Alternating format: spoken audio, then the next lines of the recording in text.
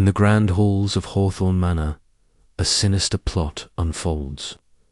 When Lord Reginald Hawthorne is found dead, poisoned in his locked library, Miss Jane Marple steps into a web of blackmail, betrayal, and murder.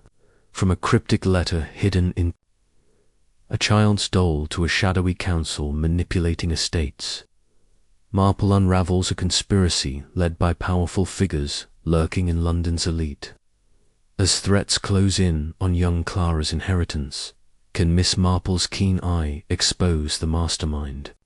Before the manor falls, a thrilling tale of secrets and justice awaits.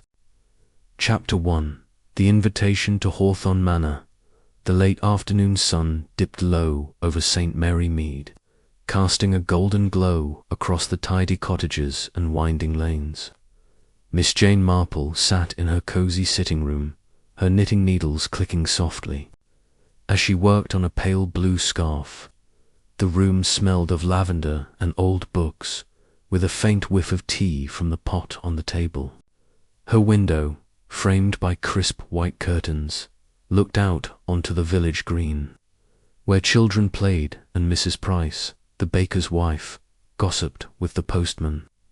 It was a quiet day, like most in St. Mary Mead, but Miss Marple's sharp eyes never missed a thing. She noticed how the postman lingered a bit too long, or how Mrs. Price's smile tightened when a certain name came up. People, she often thought, were like her knitting. One loose thread could unravel the whole pattern. A knock at the door broke her thoughts.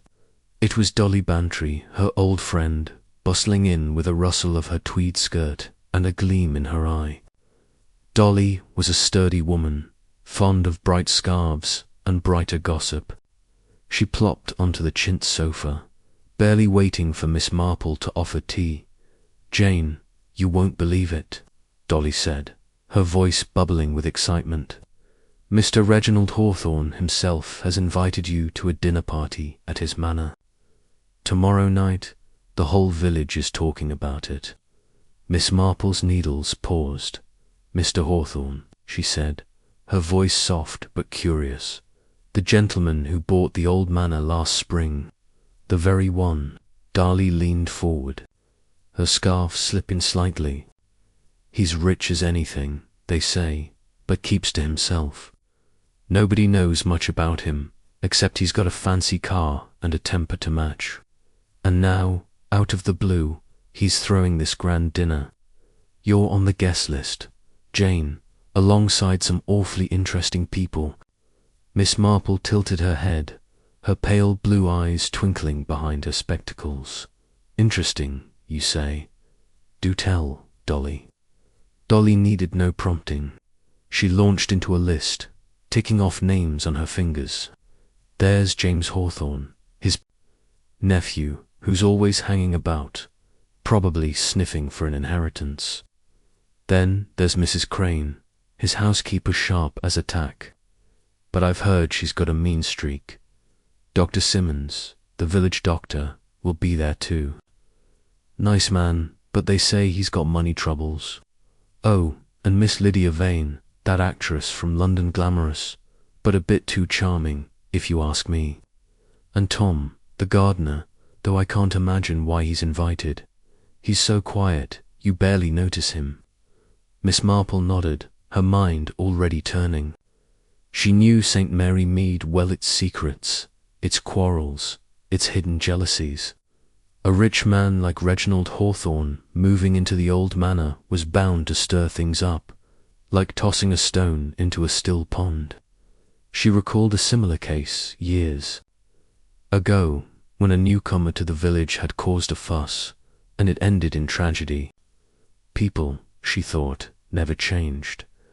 "I suppose I'll go," Miss Marple said, picking up her knitting again.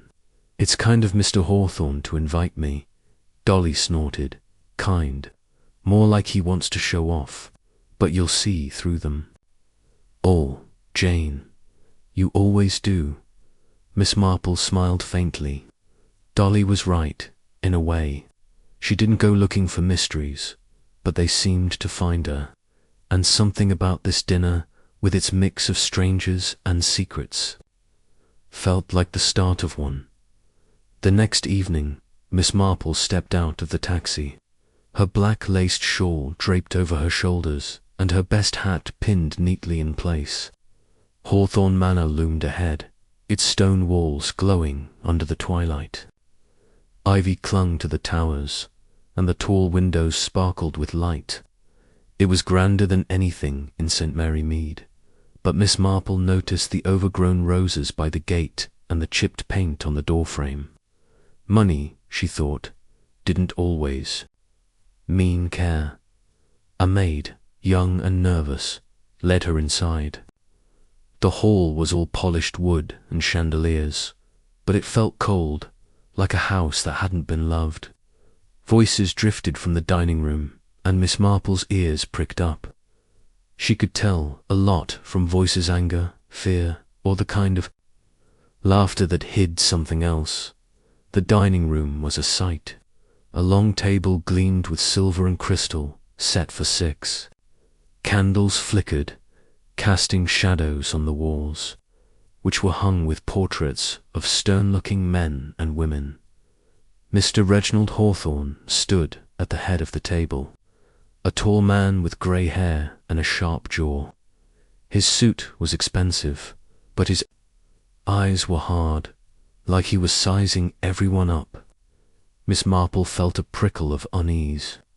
He reminded her of Mr. Jenkins, a village shopkeeper who'd cheated his customers years ago. The same cold glint. "Ah, Miss Marple," Hawthorne said, his voice smooth but not warm. "So good of you to come. A village treasure, I'm told." Miss Marple smiled, her eyes crinkling. "You're very kind, Mr. Hawthorne. It's a lovely house." He waved a hand, dismissing the compliment, and turned to introduce the others. "My nephew, James," he said, nodding to a young man with slick hair and a nervous grin. James fidgeted with his tie, his eyes darting to his uncle. Miss Marple noted the tension that James wanted something, and Hawthorne wasn't giving it. "Mrs. Crane, my housekeeper," Hawthorne continued. A thin woman with greying hair stepped forward, her face tight and her hands clasped. She nodded stiffly, but her eyes flicked to Miss Marple, sharp and wary. Miss Marple thought of Mrs. Green, a maid in St. Mary Mead who'd stolen silver, and blamed the cook. The same guarded look. "Dr. Simmons," Hawthorne said, gesturing to a man with round glasses and a tired smile. The doctor bowed slightly, but his hands shook a little, and Miss Marple wondered why. Debt, perhaps, as Dolly had mentioned. He seemed kind, but kindness could hide secrets. "Miss Lydia Vane," Hawthorne said, his tone softening. A woman in a red dress turned, her smile dazzling. Her blonde hair was swept up, and her eyes sparkled like the chandelier. She was beautiful, but Miss Marple saw the careful way she moved, like an actress playing a part. She'd known girls like Lydia in the village charming, but always with a plan. And Tom, Hawthorne finished, almost as an afterthought. The gardener stood by the door, his rough hands clasped in front of him. He was young, with dark eyes. They didn't meet anyone's. Miss Marple noticed his boots, muddy despite the polished floor. He didn't belong here, and he knew it. Dinner began with soup, served by the nervous maid. The talk was light at first: weather, village gossip, the new road to Much Benham. But Miss Marple listened more than she spoke, her needles tucked away. In her bag, her mind as sharp as ever. She watched James try to flatter his uncle, only to be brushed off with a curt remark about idleness. She saw Mrs. Crane hover near the wine decanter, her fingers lingering on the glass. Dr. Simmons ate little, his eyes on his plate, while Lydia laughed too loudly at Hawthorne's jokes. Tom said nothing, but his gaze flicked to the windows. as if he wanted to escape. "You've a fine garden, Mr. Hawthorne," Miss Marple said, breaking a silence. "I saw the roses on my way in. Tom must work hard."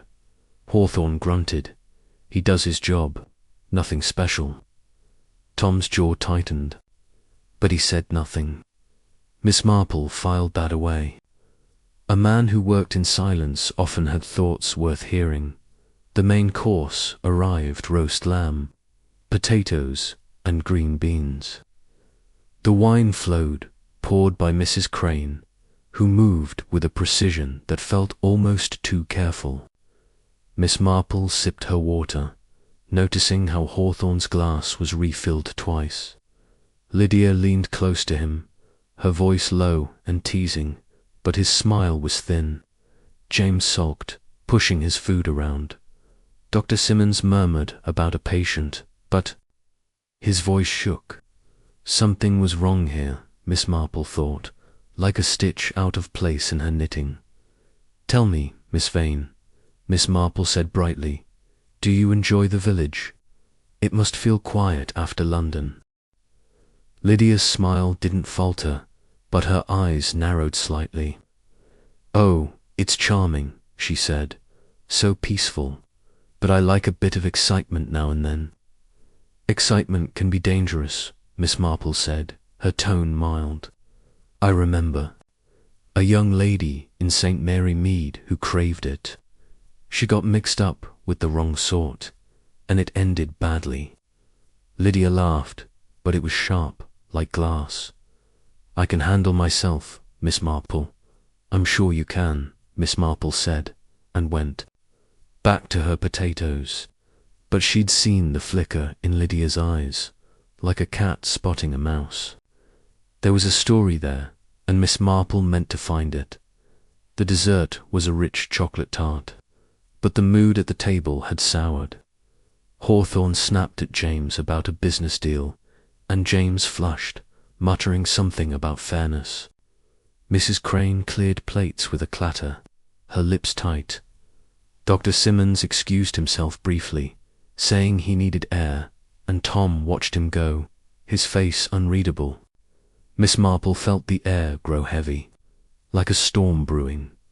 She thought of a dinner years ago in St. Mary, Mead, when old Mrs. Harrow had argued with her son before he vanished. The village had buzzed with rumours, but Miss Marple had seen the truth. In the way Mrs. Harrow clutched her shawl, hiding a bruise. People gave themselves away, always.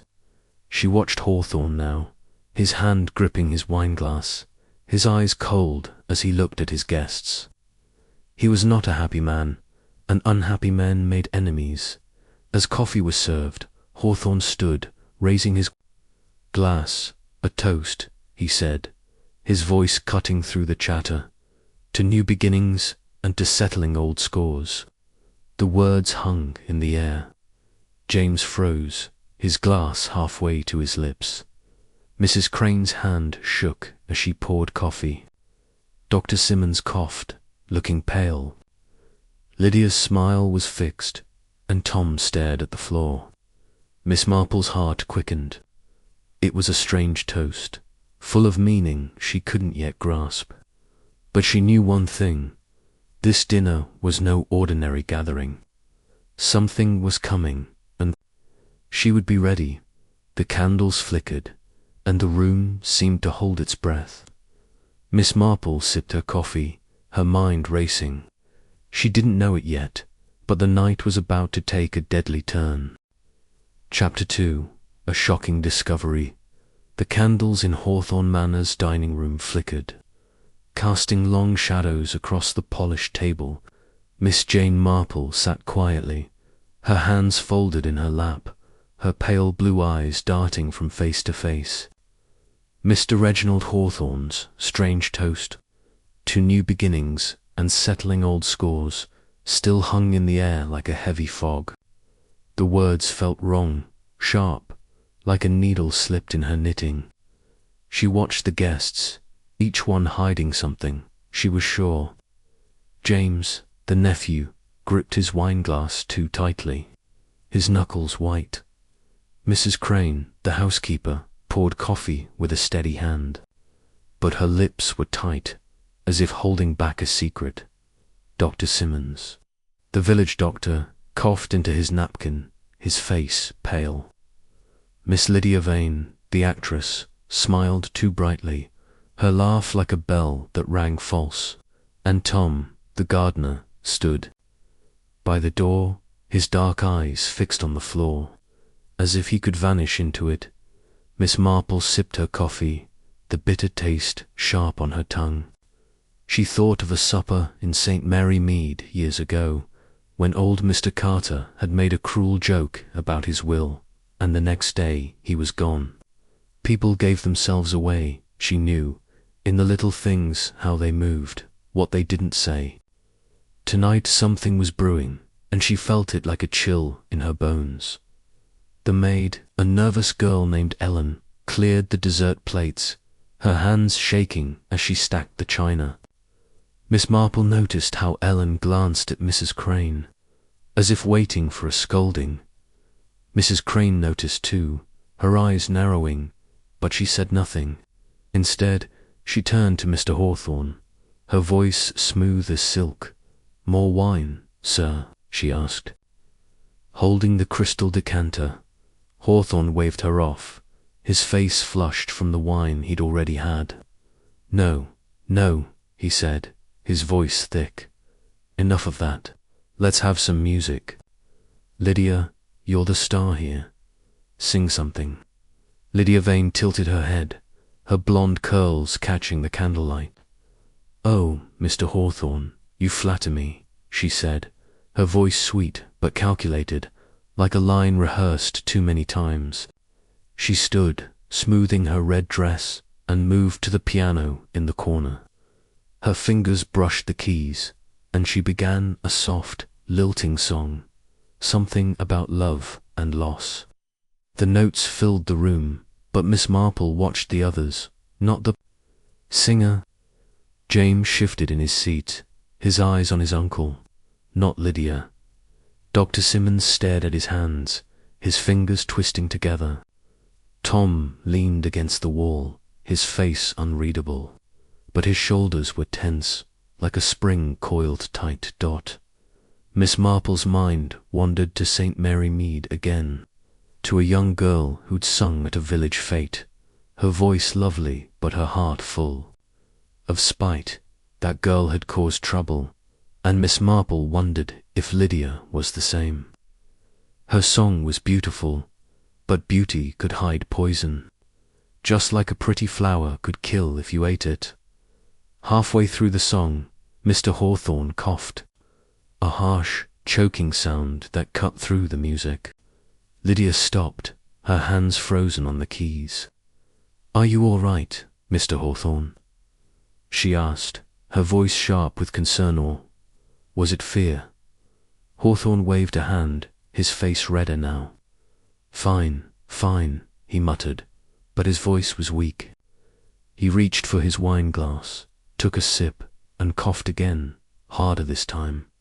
Miss Marple's heart quickened. Something was wrong. She'd seen a man cough like that before, back in the village, when Mr. Thompson had eaten something bad, or so they'd thought, until the truth came out. "Perhaps some water," Miss Marple said, her voice calm but firm. She looked at Mrs. Crane, who stood frozen, the decanter still in her hand. "Mrs. Crane, could you fetch some?" Mrs. Crane blinked, as if waking from a dream, and nodded. "Of course," she said, hurrying to the sideboard. But Miss Marple noticed how her hand shook as she poured water from a pitcher, spilling a little on the cloth. Nervous, Miss Marple thought, or guilty. Dr. Simmons stood, his chair scraping the floor. "Let me take a look," he said, moving to Hawthorne's side. He felt the man's pulse, his face growing paler. "Your heart, perhaps," he said, but his voice trembled, and Miss Marple saw sweat on his brow. He knew something, she was sure. Hawthorne pushed him away. "Nonsense," he snapped, but his words slurred, and his hand shook as he set down his glass. The room went quiet, the only sound his ragged breathing. Then, with a sudden, horrible gasp, he clutched his chest and slumped forward, his face hitting the table with a dull thud. The wine glass tipped over, red liquid pooling like blood on the white cloth. Lydia screamed, a high, piercing sound that made Ellen drop a plate. James leapt to his feet, his face white. "Uncle," he shouted, shaking Hawthorne's shoulder. But Hawthorne didn't move. His eyes were open, staring at nothing, his mouth slack. Dr. Simmons knelt beside him, his hands fumbling as he checked for a pulse. He's gone, he said, his voice barely a whisper. "Dead." The word hung in the air, heavy and final. Mrs. Crane gasped, her hand flying to her mouth. Lydia sank into a chair, her face pale beneath her makeup. Tom stepped forward, his eyes wide, but he said nothing. Miss Marple sat still, her heart pounding, but her mind was already working, picking apart the scene like a tangled skein of wool. "Dead," James said, his voice cracking. "How? He was fine a moment ago." Dr. Simmons shook his head, his hands still on Hawthorne's wrist. It could be his heart," he said, but he didn't sound sure. Miss Marple noticed how his eyes darted to the wineglass, then away, as if he didn't want to look at it. "Heart, my foot," Lydia snapped, her voice sharp now, all sweetness gone. "He was poisoned, wasn't he? I saw him cough, just like in that play I did in London. Cyanide, that's what it was." The word poison sent a ripple through the room. Mrs. Crane stepped back, her face tight. Tom's hands clenched into fists. James stared at Lydia, his mouth open. Miss Marple's mind raced. Cyanide, she'd read about it, and she'd seen it once in St. Mary Mead when a farmer's wife had used it on her husband. The signs were the same: coughing, flushed face, sudden collapse. But who here would do such a thing? "We must call the police," Miss Marple said, her voice steady despite the chaos. She looked at Ellen, who stood frozen, tears in her eyes. "Ellen, dear, can you telephone Inspector Slack?"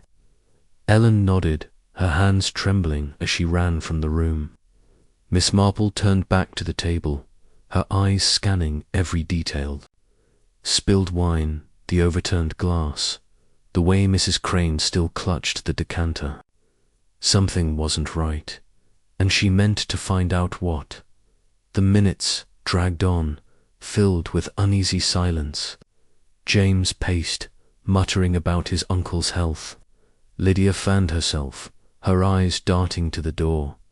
Dr. Simmons sat heavily, his head in his hands. Mrs. Crane busied herself, straightening the sideboard, but her movements were jerky, like a puppet on strings. Tom stood by the window, staring into the dark, his face a mask. Miss Marple watched them all, her mind spinning. She thought of a village dance long ago, when a fight had broken out over a stolen purse. Everyone had sworn they were innocent, but the truth was in their eyes, their hands, their lies. These people were the same, she thought. One of them more knew what had happened to Hawthorne. The sound of a car crunching on the gravel outside broke the silence. Heavy footsteps echoed in the hall, and Inspector Slack strode in, his face grim. He was a tall man, broad-shouldered, with a moustache that bristled when he was annoyed, which was often. Behind him came Constable Reed, a young man with a notebook, looking nervous. "What's this about a death?" Slack demanded, his eyes sweeping the room. He stopped when he saw Hawthorne, still slumped over the table. "Good Lord, what happened here?" Dr. Simmons stood, his voice shaky. He collapsed, Inspector. During dinner, I think it was his heart, but He trailed off, glancing at Lydia. "She thinks it was poison," James said, pointing at Lydia. "Cyanide," she said. Slack's eyes narrowed. "Poison. That's a serious claim, Miss Vane," Lydia said, lifting her chin. "And I know what I saw. He was fine, then he wasn't. That's how it happens in the plays." Slack grunted, clearly unimpressed. He turned to Miss Marple, his frown softening slightly. "Miss Marple," he said, with a nod. "Didn't expect to see you here. What's your take on this?" Miss Marple folded her hands, her voice gentle but firm. "I'm not sure yet, Inspector. But Mr. Hawthorne was in good spirits until that last glass of wine. Perhaps you should look at it." Slack's eyebrows shot up. He moved to the table, picking up the overturned glass with a handkerchief. A faint smell, bitter and sharp, lingered. Around it, cyanide, maybe, he muttered, his face darkening. "Read, bag this. And nobody leaves this room until I say so." The guests stirred, their faces a mix of fear and anger. James protested, saying he had nothing to do with it. Lydia insisted she was just a guest. Mrs. Crane said she'd only poured the wine, nothing more. Dr. Simmons muttered about his duty. As a doctor, Tom said nothing, but his eyes met Miss Marple's for a moment, and she saw something there, fear or guilt, or both. Slack began questioning them, his voice sharp. "Who poured the wine?" he asked, looking at Mrs. Crane.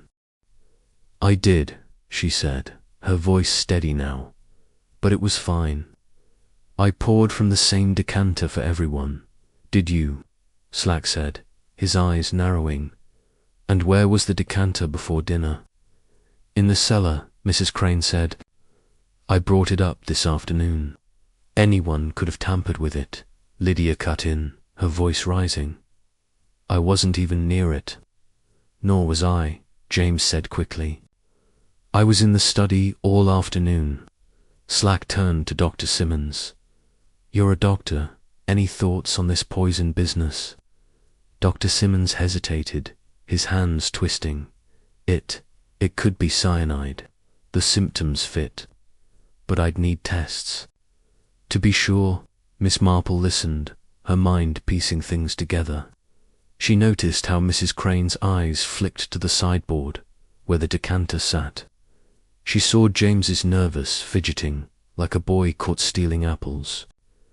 Lydia's indignation felt rehearsed, and Dr. Simmons's uncertainty seemed more like fear. Tom, silent as ever, was watching them all, just as she was. She thought of a case in St. Mary Mead, when a baker had died after eating a poisoned cake. The clues had been there, in the flour dust on a sleeve, the way the cook avoided questions. Here, the clues were in the glass, the wine, the way the guests avoided each other's eyes. Someone had planned this, she was sure, and they'd made a mistake. They always did. Slack barked orders, sending Reed to fetch the coroner and secure the manor. He turned back to the guests, his voice hard. "Nobody leaves until we sort this out. Miss Marple, you stay too. I know you've got a knack for this sort of thing." Miss Marple nodded, her face calm but her mind racing. She didn't like murder, but she couldn't ignore it. Someone in this room had killed Reginald Hawthorne, and she would find out who. The night was far from over, and the truth, like a loose thread, was waiting to be pulled. Chapter 3. The Web of Suspicion. The morning sun filtered through the heavy velvet curtains of Hawthorne Manor, casting long dappled shadows across the breakfast room. Miss Jane Marple sat at the polished mahogany table, her posture as delicate and precise as the bone china teacup she held. Her eyes, sharp and observant despite their soft, kindly appearance, scanned the room with a quiet intensity. The events of the previous evening, the shocking discovery of Lord Reginald Hawthorne's lifeless body in the library had cast a pall over the grand estate. The air was thick with tension, and Miss Marple sensed that the threads of this mystery were only beginning to unravel. The breakfast room was a study in contrasts. The opulence of the manor clashed with the unease of its occupants. Around the table sat the guests who had been invited to this ill-fated weekend retreat, each one nursing their own secrets, their own motives. Lady Beatrice Hawthorne, the widow of the late Lord Reginald, sat at the head of the table, her face pale but composed, her black mourning dress stark against the vibrant floral centerpiece. To her left was her younger brother, Charles Winthrop, a man whose charming smile did little to mask the nervous energy in his fidgeting hands. Across from him sat Eleanor Grayson, the family's solicitor and a woman of sharp intellect, her cool grey eyes betraying nothing. Beside her was Dr. Alistair Crane, the local physician who had been summoned late last night to confirm Lord Reginald's death. His spectacles glinted as he sipped his coffee, his expression unreadable. Finally, there was young Sophie Linton, the governess to Lord Reginald's orphaned niece, Clara, who sat quietly, her hands folded tightly in her lap. Miss Marple's gaze lingered on each of them in turn, her mind weaving together the fragments of conversation, gestures, and glances she had observed since her arrival 2 days ago. The invitation to Hawthorne Manor had come as a surprise, an elegant, handwritten note from Lady Beatrice, requesting Miss Marple's presence for a quiet weekend in the country. Miss Marple, no stranger to the ways of human nature, had sensed an undercurrent of urgency in the invitation. Now, with Lord Reginald's murder confirmed, his body found slumped in an armchair, a glass of poisoned brandy by his side, she knew her instincts had been correct. The police had arrived. Shortly after midnight, led by Inspector Harrow, a gruff but capable man with a reputation for thoroughness. He had questioned everyone briefly, taken note of the scene, and promised to return this morning with his team to conduct a full investigation. In the meantime, the guests were confined to the manor, their movements restricted, their nerves frayed. Miss Marple, however, saw opportunity in the chaos. A murderer was among them, and she intended to uncover the truth before the day was out. As the butler, Mr. Grayson, relation to Eleanor, served toast and marmalade, Miss Marple broke the uneasy silence. "It is a terrible thing, is it not?" she said, her voice gentle but deliberate. "To think that someone in this very house could commit such an act." The effect was immediate. Charles Winthrop's knife clattered against his plate, and Sophie Linton's teacup trembled in her hands. Lady Beatrice's lips tightened, but she said nothing, her eyes fixed on the table. Eleanor Grayson arched an eyebrow, her tone cool as she responded, "Indeed, Miss Marple. But speculation without evidence is a dangerous game." "Oh, I quite agree," Miss Marple said, her smile disarming. "But one cannot help but notice certain inconsistencies. For instance, the library door was locked when Lord Reginald was found, yet the key was in his pocket. Curious, don't you think?" Dr. Crane coughed, adjusting his spectacles. "The police will sort it out, I'm sure. Poison is a nasty business, but it's not uncommon in cases of, well, let's say, personal disputes. Personal disputes." Charles Winthrop's voice was sharp, his charm slipping. "Are you implying something, Doctor?" "Not at all," Dr. Crane said quickly, though his eyes darted toward Lady Beatrice. "I merely mean that Lord Reginald was a man of strong opinions. He may have made enemies." Miss Marple tilted her head, her expression one of polite curiosity. "Enemies, Dr. Crane? That's a strong word.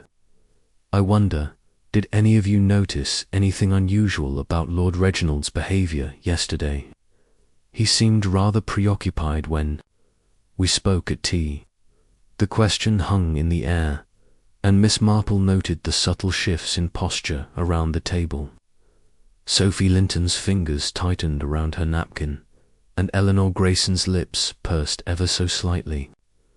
Lady Beatrice, however, was the first to speak. "My husband was under a great deal of stress," she said, her voice steady but laced with sorrow. "The estate has been struggling financially, and he was negotiating a rather delicate business deal. It weighed on him." "A business deal?" Miss Marple asked, her tone light. "How fascinating. With whom, if I may ask?" Lady Beatrice hesitated, her eyes flickering toward Eleanor Grayson. "It was a private matter," she said finally.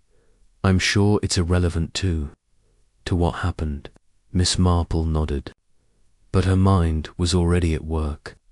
She had overheard a snippet of conversation between Lord Reginald and Eleanor Grayson the previous afternoon.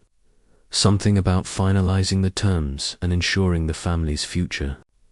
At the time, it had seemed innocuous, but now it took on a darker hue. Could the business deal have been a motive for murder? And if so, who stood to gain? The breakfast continued in strained silence, broken only by the clink of cutlery and the occasional murmur of condolence. Miss Marple excused herself shortly after, claiming a need for fresh air. In truth, she wanted to revisit the library, the scene of the crime, before the police returned.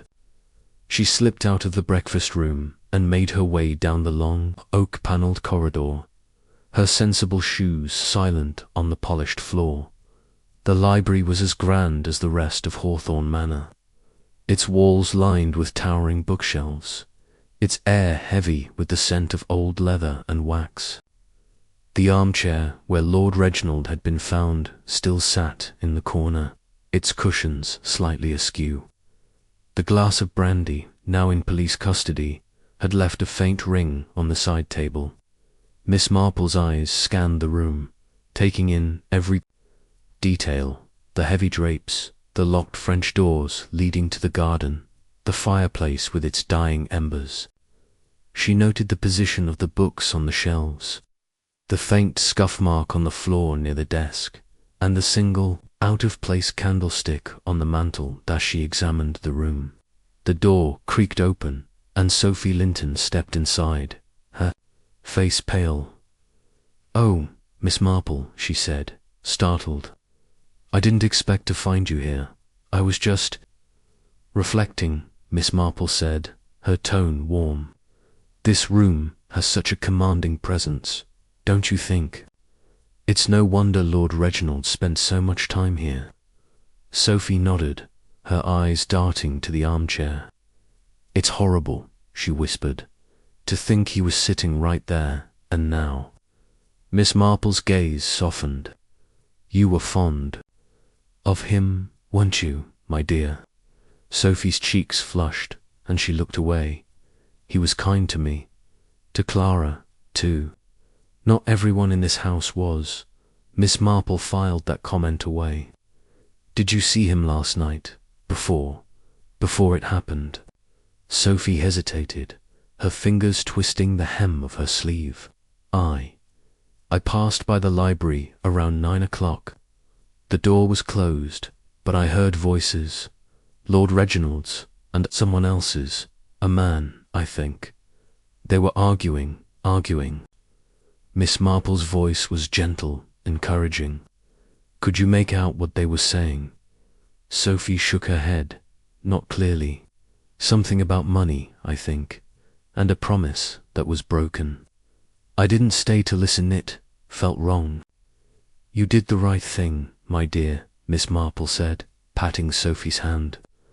"But you must tell Inspector Harrow when he returns. Every detail matters."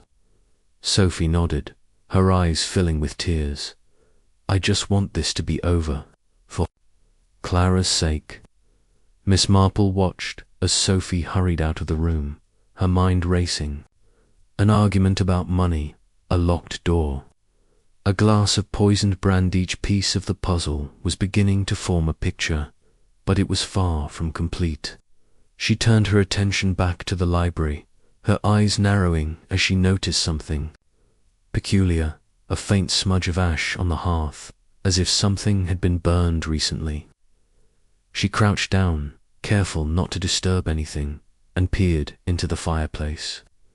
Among the ashes was a scrap of paper, its edges charred but its writing still legible.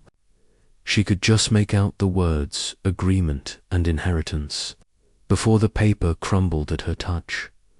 Miss Marple straightened, her mind buzzing. An inheritance. That was a motive as old as time.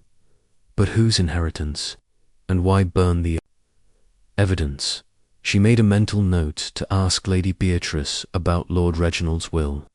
If there was a change in the beneficiaries, it could point to the killer. As she left the library, she encountered Inspector Harrow in the hallway, his notebook in hand. "Miss Marple," he said, his tone polite but wary, "I hope you're not interfering with my investigation." "Not at all, Inspector," she said with a smile. "I was merely taking a walk. But since you're here, might I ask if you've determined the type of poison used?" Harrow's eyes narrowed, but he relented. "Preliminary tests suggest cyanide. Quick and lethal. Likely administered in the brandy." Cyanide, Miss Marple mused. How dreadful, and so precise. It would require someone with access to the library and knowledge of Lord Reginald's habits. Harrow grunted. "We're looking into it. Everyone's a suspect until we have more evidence." "Of course," Miss Marple said. "But if I may offer a small observation, the library door was locked from the inside, yet the key was in Lord Reginald's pocket. That suggests the killer either had a second key or found another way out." Harrow's brow furrowed. "Another way out?" Miss Marple gestured toward the French doors. "They appear locked, but appearances can be deceiving. A clever person might have tampered with the mechanism." Harrow made a note, his expression grudgingly impressed. "I'll have my men check it. But Miss Marple, I must insist you leave the investigating to us." "Naturally," she said, her eyes twinkling. "I wouldn't dream of interfering." As Harrow moved off to confer with his team, Miss Marple returned to the drawing room, where the other guests had gathered. The atmosphere was tense, with whispered conversations and furtive glances. She took a seat by the window, her knitting needles clicking rhythmically as she listened to the undercurrents of suspicion. Charles Winthrop was pacing, his usual charm replaced by agitation. "This is absurd," he muttered, "keeping us locked up like criminals. I have business in London to attend to." "Business?" Eleanor Grayson's voice was sharp. "Or are you just eager to leave before the police start asking difficult questions?" Charles spun around, his face red. "What's that supposed to mean?" "Only that you were awfully quick to leave the drawing room last night," Eleanor said coolly, "right around the time Lord Reginald was indisposed." "That's enough, Eleanor," Lady Beatrice snapped. "We're all grieving. There's no need to point fingers." Miss Marple's needles paused. "It's only natural to be curious," she said mildly. "After all, someone in this house is responsible. And I can't help but wonder about that business deal Lady Beatrice mentioned. Was it something that might have caused tension?" The room fell silent. Lady Beatrice's face tightened, and Charles looked away. Eleanor Grayson's eyes narrowed, but she said nothing. Dr. Crane cleared his throat. "Miss Marple, you seem awfully interested in this matter." "Oh, I'm just an old woman with a curious mind," she said, her smile disarming. "But I do find it odd that Lord Reginald was so secretive about his affairs. And then there's the matter of the will. Has it been read yet?" Lady Beatrice's hands trembled slightly. "Not yet. Eleanor was to handle it after the weekend." "Interesting," Miss Marple said, her needles resuming their rhythm. "An inheritance can stir up all sorts of feelings, can't it?" The conversation was interrupted by the arrival of Inspector Harrow, who announced that the police would be conducting interviews in the study. One by one, the guests were called, their faces a mixture of dread and defiance. Miss Marple watched them go, her mind piecing together the clues. The burned paper, the locked door, the argument Sophie overheard, it all pointed to a carefully planned crime, one rooted in greed or betrayal. As the day wore on, Miss Marple slipped away to the garden, where she found Clara, the young niece, playing quietly with a doll. The child's innocence was a stark contrast to the darkness within the manor, and Miss Marple's heart ached for her. "Clara dear," she said gently, "did you see your uncle yesterday evening?" Clara looked up, her eyes wide. "He was in the library. He told me to go to bed early because he had important work to do." "Did you see anyone else with him?" Miss Marple asked. Clara hesitated, then nodded. "I saw Mr. Winthrop go in. He looked angry." Miss Marple's heart quickened, but she kept her tone soft. "Thank you, Clara. You've been very helpful." As she returned to the house, Miss Marple's plan began to take shape. She would need to act carefully, but she was determined to expose the murderer before nightfall. The key, she suspected, lay in the will and the mysterious business deal. She approached Eleanor Grayson in the hallway, her voice low. "Miss Grayson, might I have a word? I understand you are handling Lord Reginald's legal affairs. Was there anything unusual about his recent decisions?" Eleanor's eyes flickered with surprise, but she recovered quickly. "I'm not at liberty to discuss that, Miss Marple." "Of course," Miss Marple said, "but if there was a change in the will, say, one that favoured someone unexpectedly, it might explain a great deal." Eleanor's face remained impassive, but Miss Marple saw the faintest crack in her composure. "You're fishing, Miss Marple. I suggest you leave this to the professionals." Miss Marple smiled. "Oh, I intend to. But I do wonder what Inspector Harrow will make of that burned paper in the library fireplace." Eleanor froze, her eyes narrowing. "What paper?" "Just a scrap," Miss Marple said airily. "Something about an inheritance. I'm sure it's nothing." As Eleanor hurried away, Miss Marple knew she had struck a nerve. The pieces were falling into place, but she needed one final push to bring the truth to light.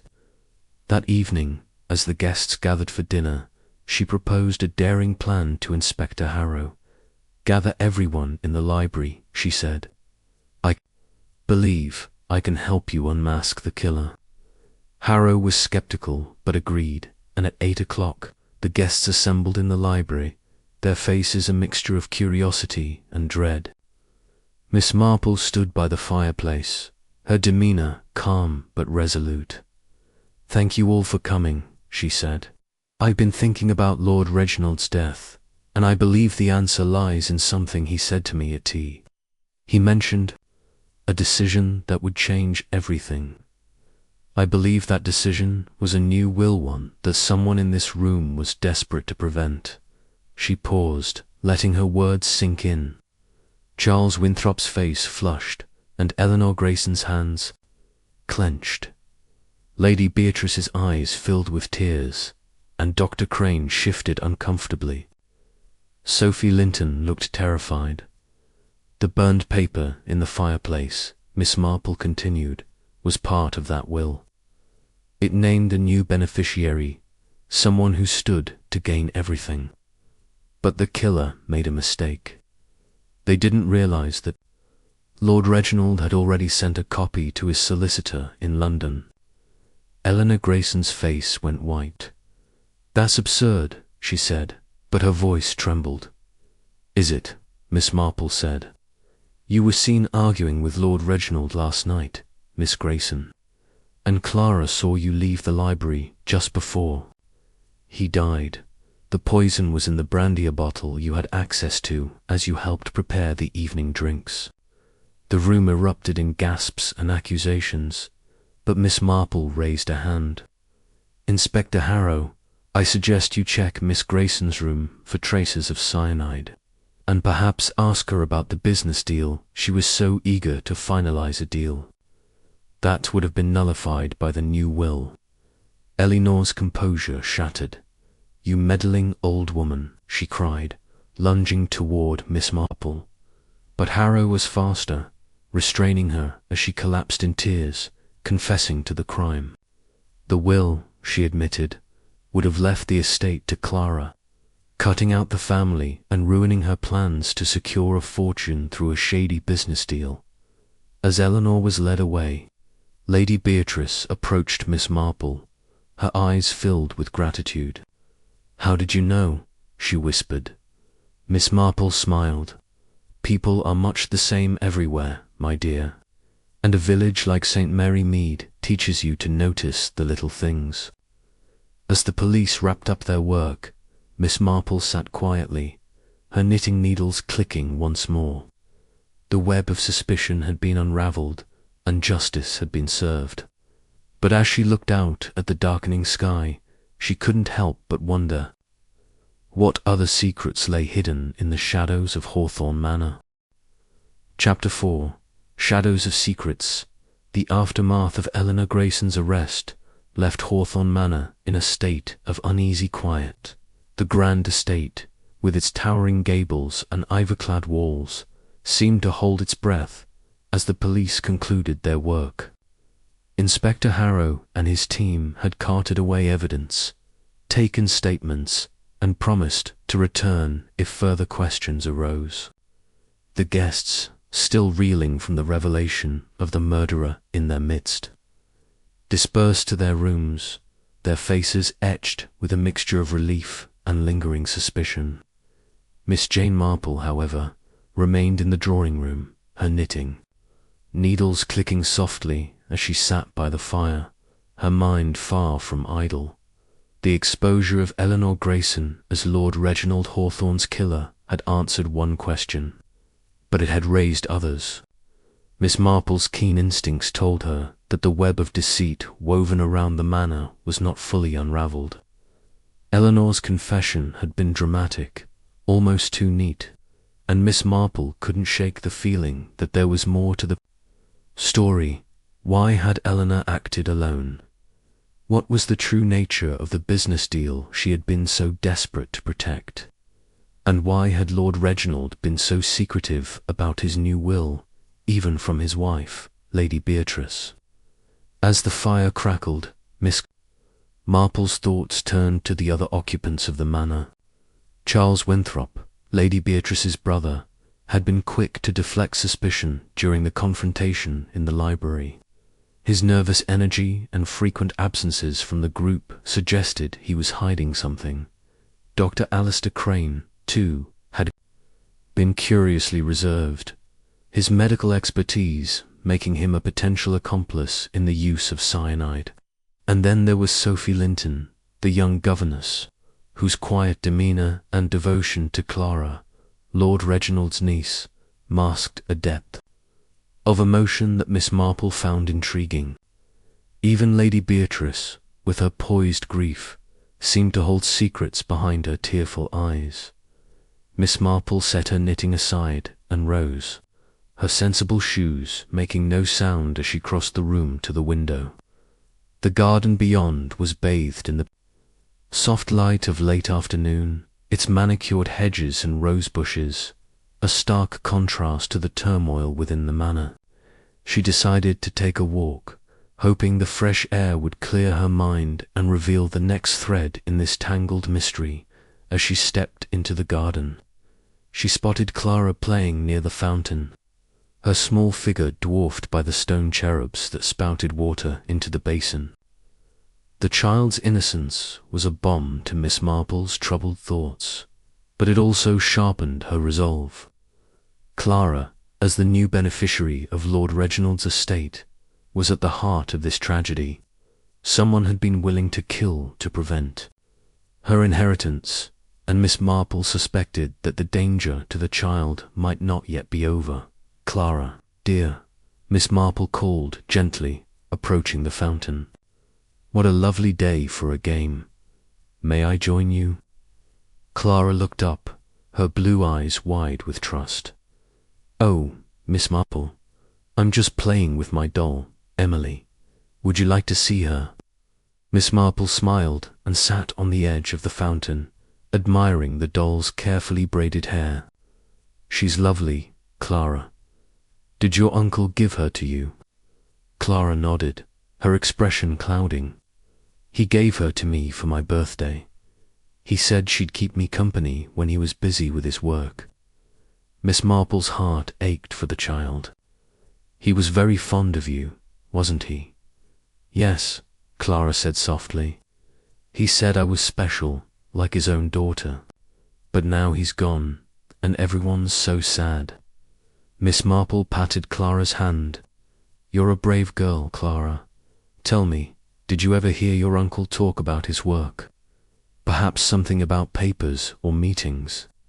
Clara thought for a moment, her brow furrowing. He was always writing in his big book in the library, and sometimes he'd talk to Mr. Winthrop about money. I heard them once when I was supposed to be in bed. Mr. Winthrop was shouting, saying he needed more time. Miss Marple's pulse quickened, but she kept her tone light. "How interesting. And did you see anyone else with your uncle that night?" Clara hesitated, then leaned closer, her voice a whisper. "I saw Dr. Crane go into the library after Mr. Winthrop left. He had a little bottle in his hand, like the ones in his doctor's bag." Miss Marple's mind raced. A bottle, could it have been the cyanide? Dr. Crane had access to medical supplies, and his calm demeanor during the investigation had struck her as calculated. "You're a very observant girl, Clara," she said, "but let's keep this between us for now, shall we? It's our little secret." Clara nodded solemnly, and Miss Marple rose, her mind buzzing with possibilities. She made her way back to the manor, her eyes scanning the windows for any sign of movement. As she entered the hall, she nearly collided with Charles Winthrop, who was hurrying toward the front door, a suitcase in hand. "Mr. Winthrop," Miss Marple said, her voice polite but firm.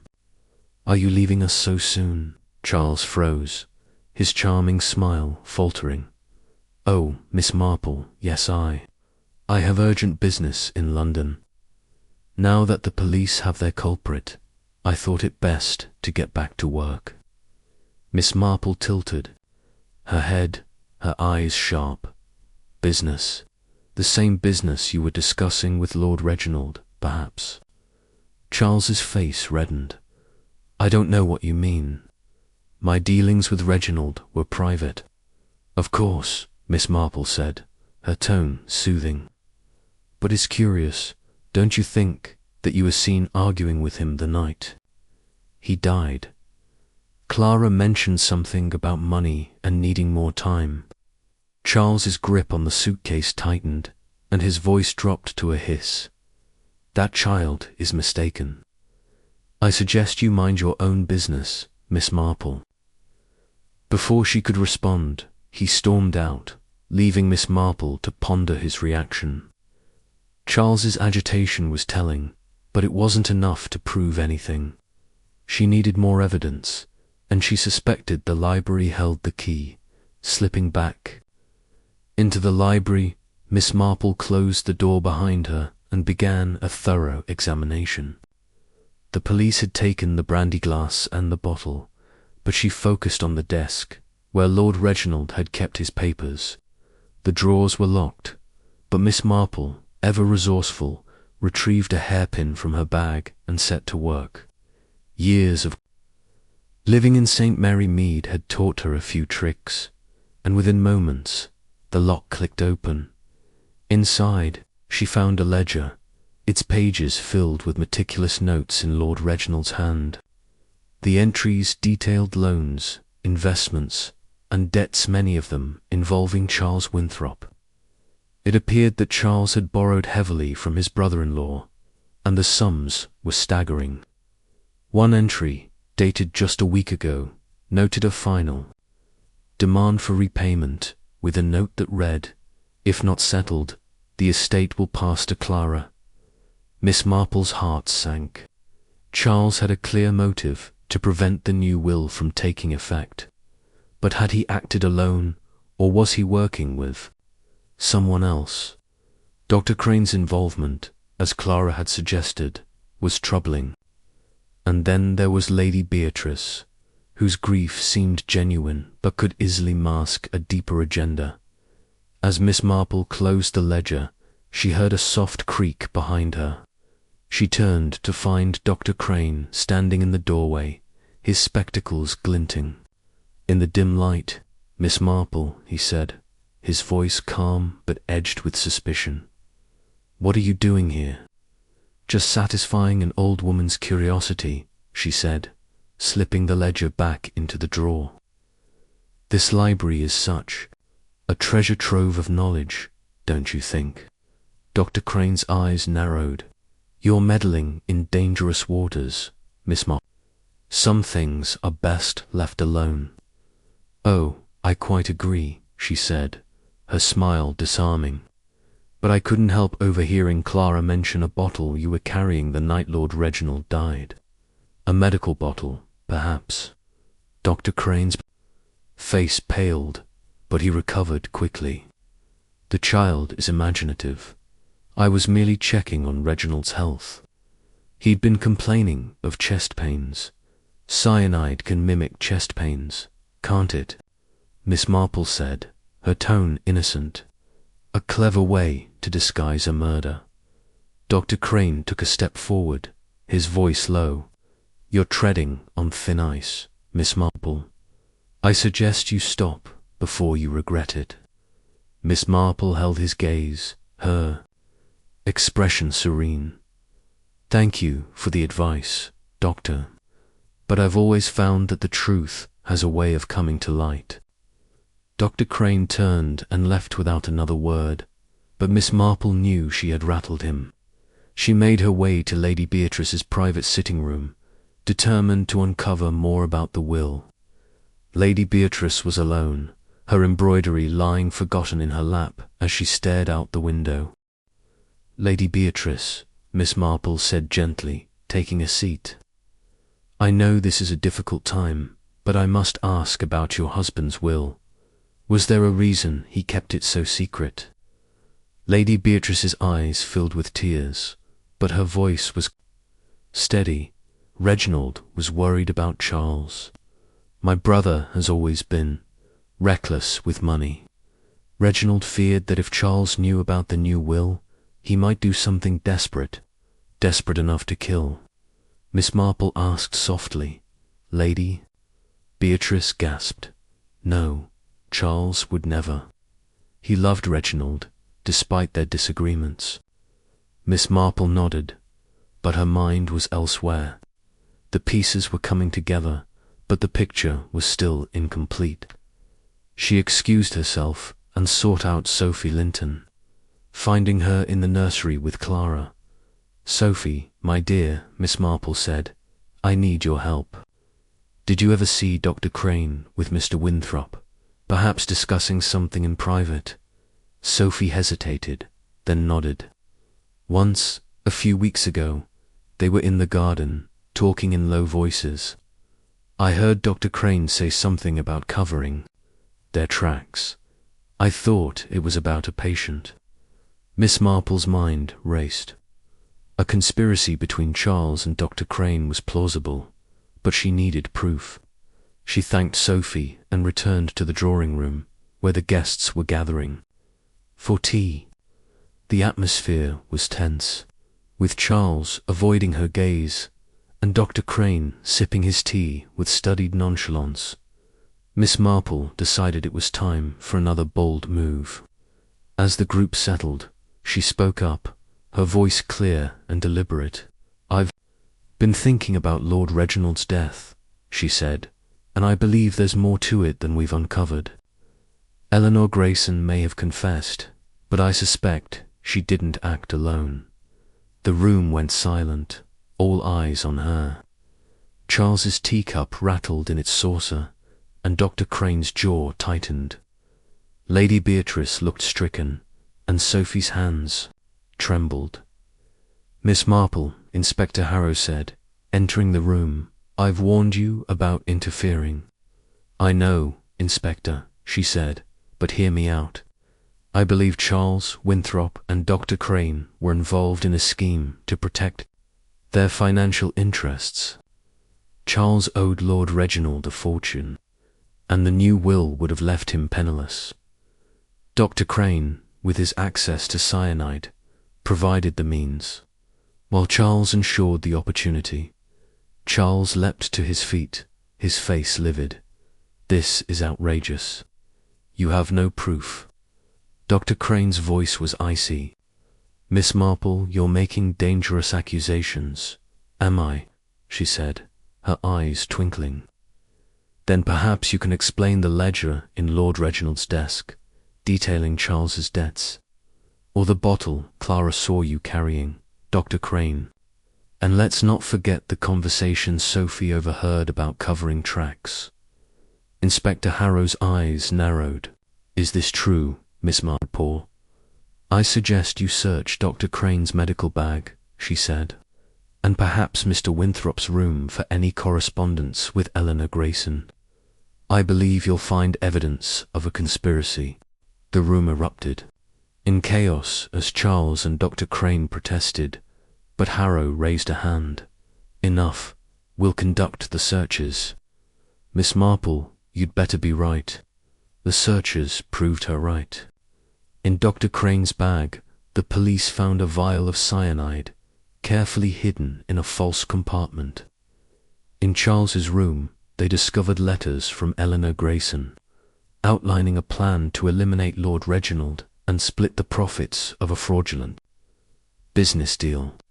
Charles had promised Eleanor a share of the estate, while Dr. Crane had been paid to supply the poison and falsify the cause of death as the two men were led away in handcuffs.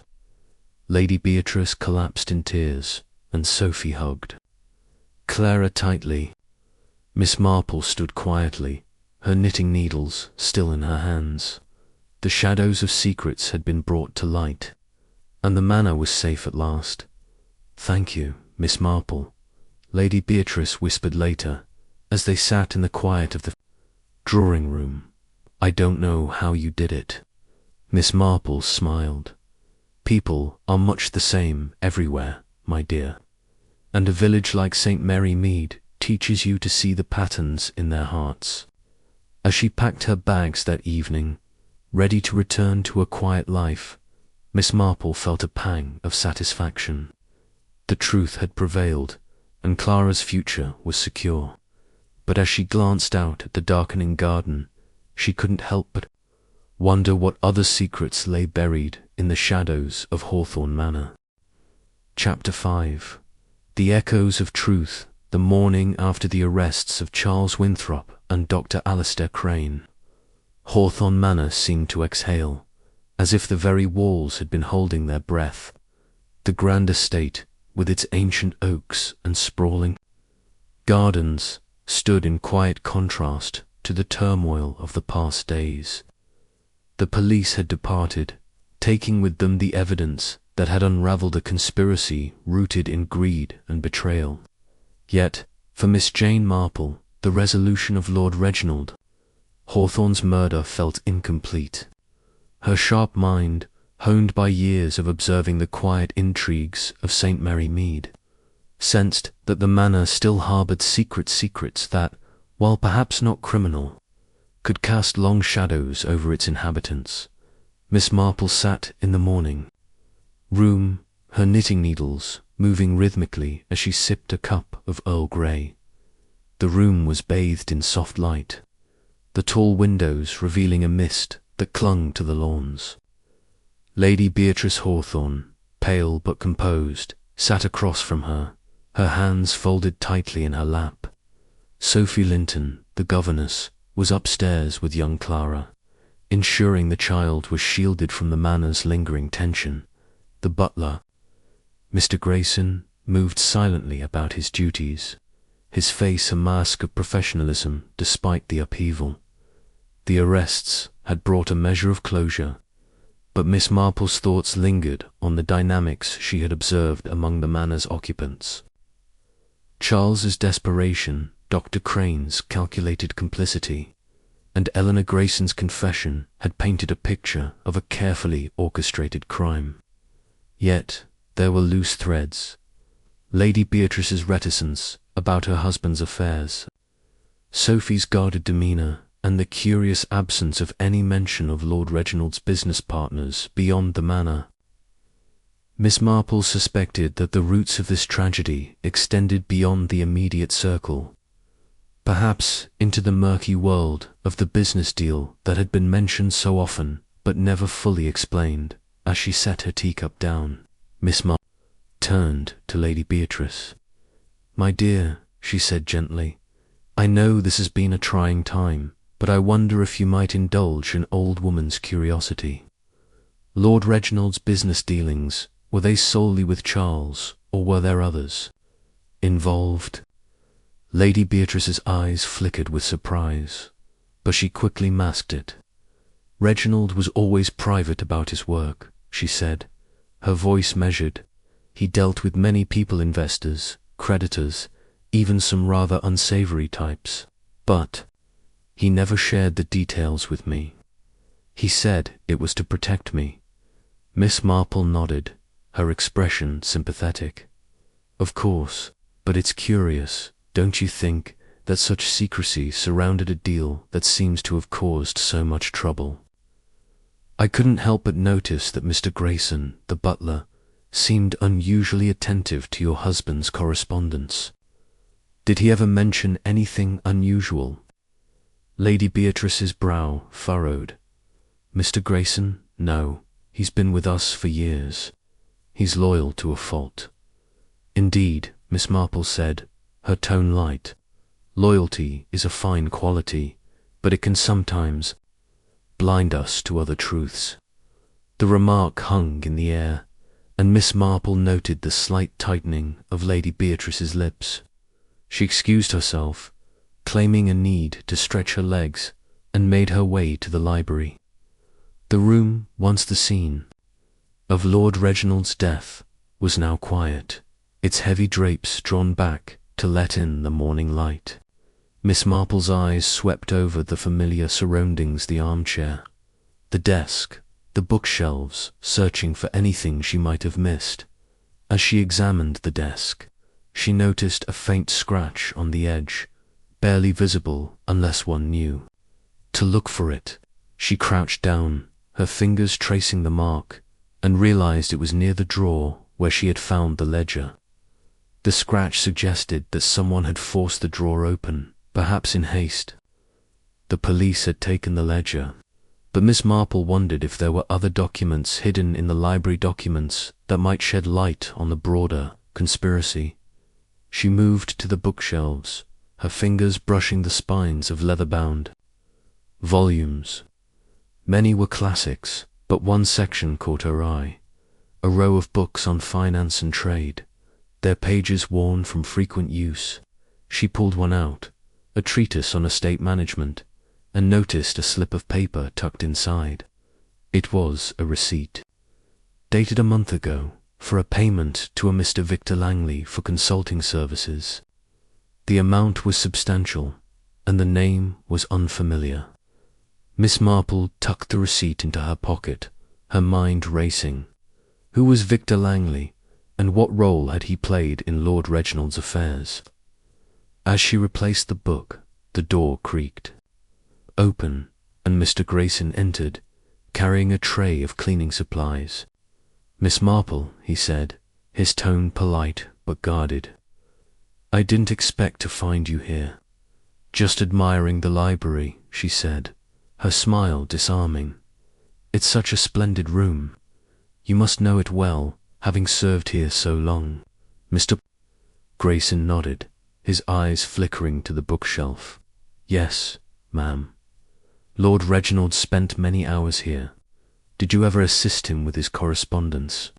Miss Marple asked, her tone casual. "I imagine he relied on you for many things."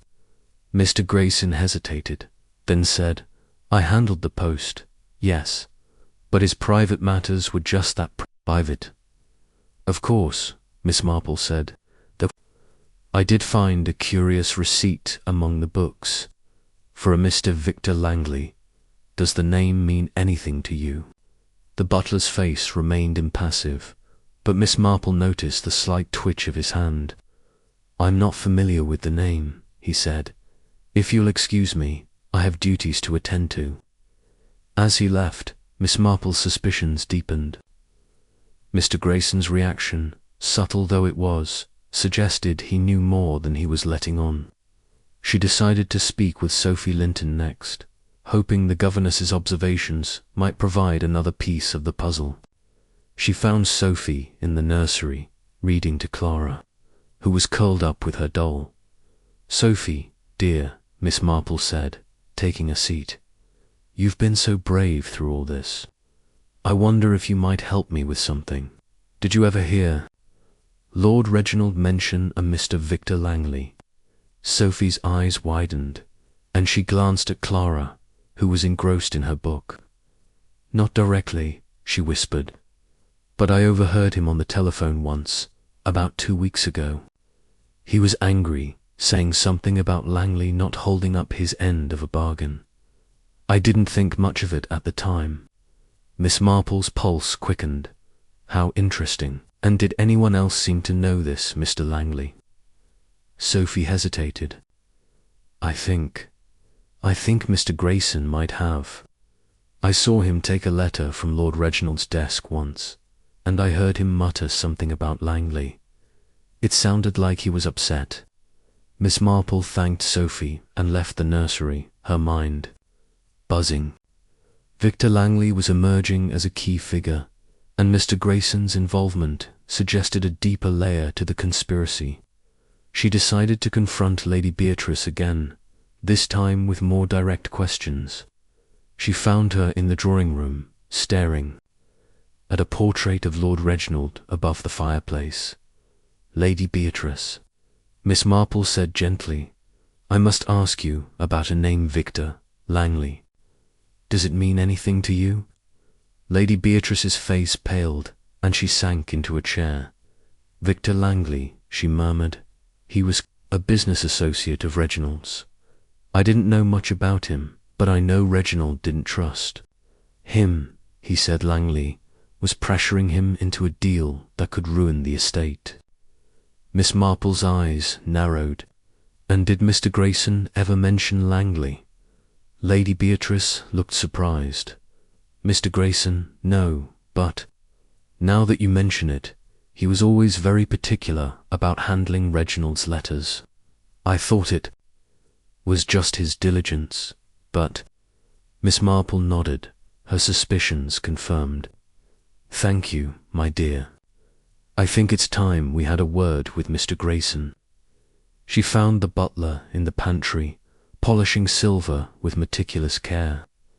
"Mr. Grayson," she said, her voice firm but polite, "I believe you know more about Victor Langley than you've let on. I found a receipt in the library, and Sophie overheard you mention his name. What was your connection to him?" Mr. Grayson's hands stilled, and for a moment he said nothing. Then, with a sigh, he set the silver down. "You're a perceptive woman, Miss Marple," he said. I didn't want to get involved, but Lord Reginald trusted me. Langley was a crook, plain and simple. He was blackmailing Lord Reginald, threatening to expose some irregularities in the estate's finances unless he agreed to a shady investment scheme. Miss Marple's heart quickened. And did you help Lord Reginald deal with this blackmail? Mr. Grayson nodded, his face etched with guilt. I burned some letters for him, letters that could have implicated him.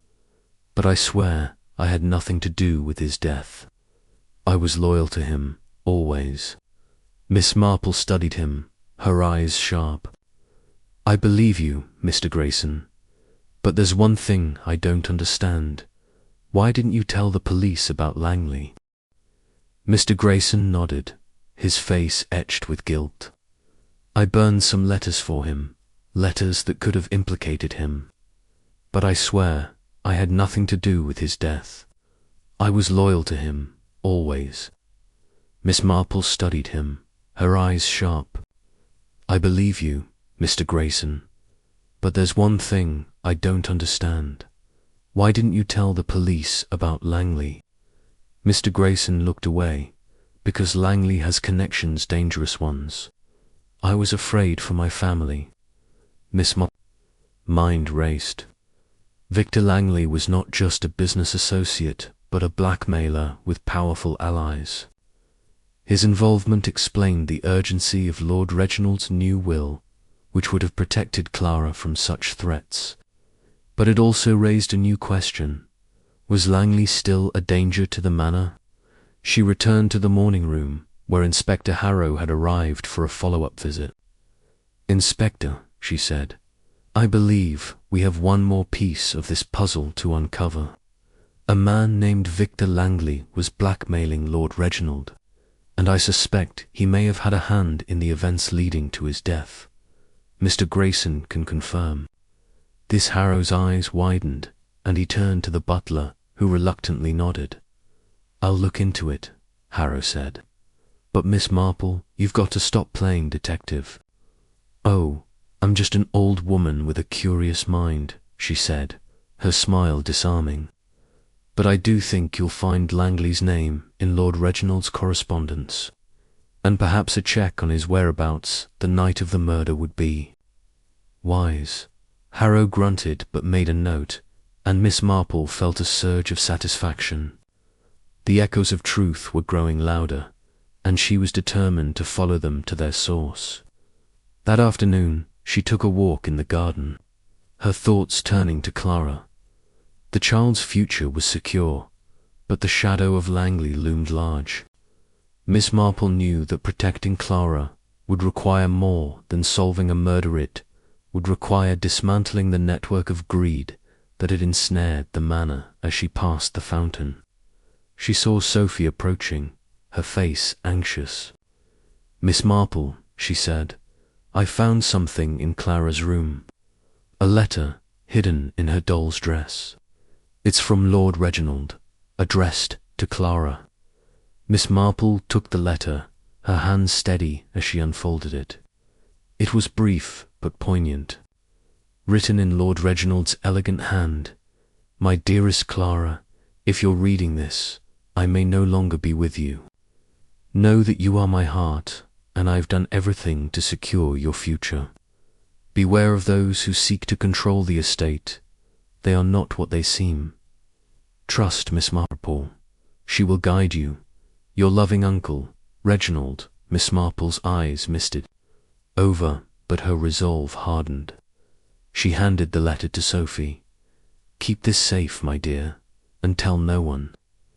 That evening, as the guests gathered for dinner, Miss Marple proposed a final gathering in the library.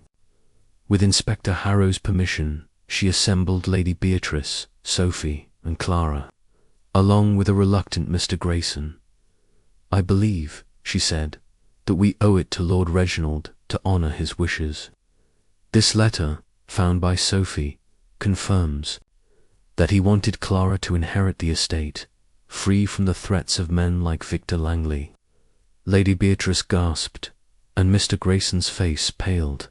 Miss Marple continued, her voice steady. "Langley was blackmailing Lord Reginald, and I suspect he may have pressured Charles and Dr. Crane into their actions. Inspector Harrow is investigating, but we must ensure Clara's safety." Harrow nodded. "We've traced Langley to a hotel in London. My men are bringing him in for questioning." The room fell silent, the weight of the truth settling over. Then Lady Beatrice took Clara's hand, her eyes filled with tears. "I promise you, Clara, we'll protect you." Miss Marple smiled, her knitting needles clicking softly. "The echoes of truth have a way of finding their way out," she said, "and with them, justice." As she prepared to leave Hawthorne Manor the next day, Miss Marple felt a quiet satisfaction. The manor was safe, Clara's future secure, and the shadows of secrets were fading. But as she boarded the train back to St. Mary Mead, she couldn't help but wonder what other truths lay hidden in the world beyond, waiting for her keen eyes to uncover. Chapter 6. The Unseen Hand. The train rattled along the tracks towards St. Mary Mead, its rhythmic clatter a soothing counterpoint to Miss Jane Marple's racing thoughts. The events at Hawthorne Manor lingered in her mind like an unfinished tapestry, its threads still loose despite the arrests of Eleanor Grayson, Charles Winthrop, and Dr. Alistair Crane. The revelation of Victor Langley's blackmail had added a new layer to the mystery. But Miss Marple's instincts told her that the unseen hand guiding these events had not yet been fully exposed. Langley, though a significant figure, seemed more like a puppet master's agent than the master himself. As the countryside rolled past, she resolved to keep her eyes open, even from the quiet confines of her village. Back at Hawthorne Manor, the atmosphere was one of cautious relief. Lady Beatrice Hawthorne, now tasked with overseeing the estate, and Clara's inheritance, moved through the grand halls with a renewed sense of purpose. Sophie Linton remained by Clara's side, her devotion to the child unwavering. Mr. Grayson, the butler, had resumed his duties, though his confession about burning Lord Reginald's letters weighed heavily on him. Inspector Harrow's investigation into Victor Langley was ongoing, with reports that the man had been apprehended in London but remained tight-lipped about his associates. Miss Marple, however, was not content to leave the matter to the police alone. Upon arriving home, she settled into her cosy sitting room, her knitting needles clicking as she reviewed the facts. The letter from Lord Reginald to Clara, hidden in the doll's dress, had been a poignant clue, warning of those who sought to control the estate. The mention of irregularities in the estate's finances, as Mr. Grayson had described, suggested a broader scheme, one that might extend beyond the manor's walls. Miss Marple's mind turned to the possibility of a larger network, perhaps, involving other estates or business interests. With Langley as a mere intermediary, she decided to write to Inspector Harrow, requesting any updates on Langley's interrogation. In her neat, precise handwriting, she penned a letter, careful to frame her inquiry as the curiosity of an unconcerned citizen rather than an attempt to meddle. She also reached out to an old friend, Sir Henry Clithering, a retired Scotland Yard commissioner who had a knack for navigating official channels. If anyone could uncover more about Langley's connections, it was Sir Henry. While awaiting a response, Miss Marple turned her attention to the receipt she had found in the library, tucked into a book on estate management. The payment to Victor Langley for consulting services was substantial, and the date only a month prior suggested recent activity. She wondered if Langley had ties to other local estates, or if his influence reached into London's financial circles. St. Mary Mead, though a small village, was not far from larger towns, where gossip about business dealings often surfaced. Miss Marple resolved to visit the local postmistress, Mrs. Cleary, who was a font of information about comings and goings. The next morning, Miss Marple strolled to the post office, her basket over her arm. Mrs. Cleary, a stout woman with a sharp eye for detail, greeted her warmly. "Miss Marple, back from your grand adventure, I hear. What brings you here?" "Oh, just a bit of village business," Miss Marple said, her smile disarming. "I was wondering if you'd noticed any unusual visitors lately, perhaps someone from London, connected to business matters." Mrs. Cleary's eyes gleamed with interest. "Now that you mention it, there was a gentleman about a month ago, asking for directions to Hawthorne Manor. Said his name was Victor Langley. Looked like a city type, all slick and polished. He posted a parcel to London, too, addressed to a Mr. Percival Thorne." Miss Marple's heart quickened. Percival Thorne. How interesting. Did you happen to see what was in the parcel? Mrs. Cleary shook her head. "No, ma'am, it was sealed tight. But it was heavy, like it might have been papers or ledgers. He was in a hurry, too, kept looking over his shoulder." Miss Marple thanked Mrs. Cleary and made her way home, her mind buzzing. Percival Thorne was a new name, and the parcel suggested that Langley was moving documents perhaps related to the estate's finances or the blackmail scheme. She added Thorne to her mental list of threads to pursue, alongside Langley's mysterious connections that Mr. Grayson had feared. A few days later, a letter arrived from Sir Henry Cleary. He had made discreet inquiries and learned that Victor Langley was known in London as a fixer for wealthy families, often handling delicate financial matters. More intriguingly, he was rumoured to work for a shadowy figure known only as the broker, a man who orchestrated complex schemes involving estates, investments, and blackmail. Sir Henry cautioned that the broker's identity was unknown, but his influence was felt in several high-profile cases of fraud and coercion. Miss Marple's eyes narrowed as she read the letter. The broker, it was a fitting name for someone pulling strings from the shadows. She suspected that Langley's blackmail of Lord Reginald was part of a larger operation, one that targeted vulnerable estates like Hawthorne Manor. The new will, naming Clara as the beneficiary, had threatened this scheme, prompting the murder. But who was the broker, and how deep did his reach extend? Determined to uncover more, Miss Marple decided to return to Hawthorne Manor. She telephoned Lady Beatrice, who welcomed her back with gratitude, admitting that the manor still felt unsettled. "Clara asks for you," Lady Beatrice said, "and I confess I'd feel better with you here."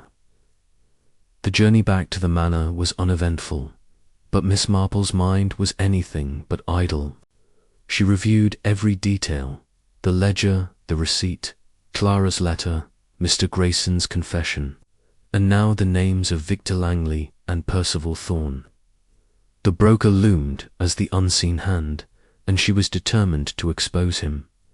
Upon arriving, Miss Marple was greeted by Clara, who ran to her with a hug.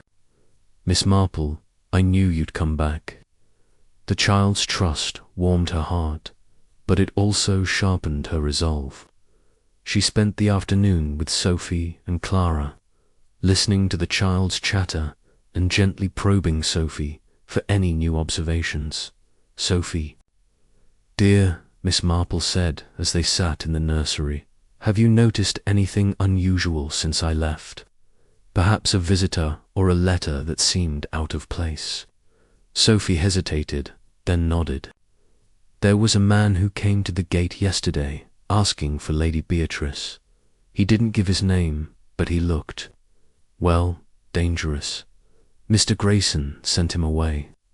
But I overheard him say something about settling accounts." Miss Pulse quickened. "Did you see what he looked like?" "Tall, with dark hair and a scar on his cheek," Sophie said. "He wore a city suit, but it was worn like he'd been travelling. Miss Marple filed the description away, suspecting the man might be connected to Langley or Thorn. She decided to speak with Mr. Grayson next, finding him in the pantry, polishing silver as before. "Mr. Grayson," she said, "Sophie mentioned a visitor yesterday, someone you turned away. Can you tell me about him?" Mr. Grayson's hands stilled, and his face tightened. "Just a vagrant, ma'am. Nothing to concern yourself with." "I think it concerns us all," Miss Marple said, her tone firm but kind. "Was he connected to Victor Langley, or perhaps a Mr. Percival Thorn?" Mr. Grayson's eyes widened, and he set the silver down. "You know about Thorn," he whispered.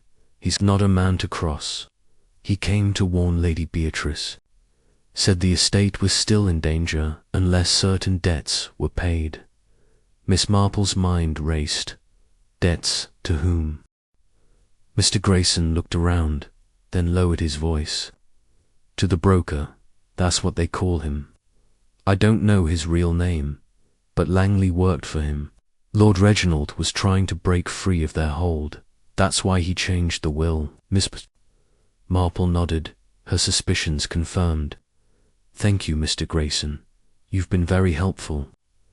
She next sought out Lady Beatrice, finding her in the drawing room, her face pale.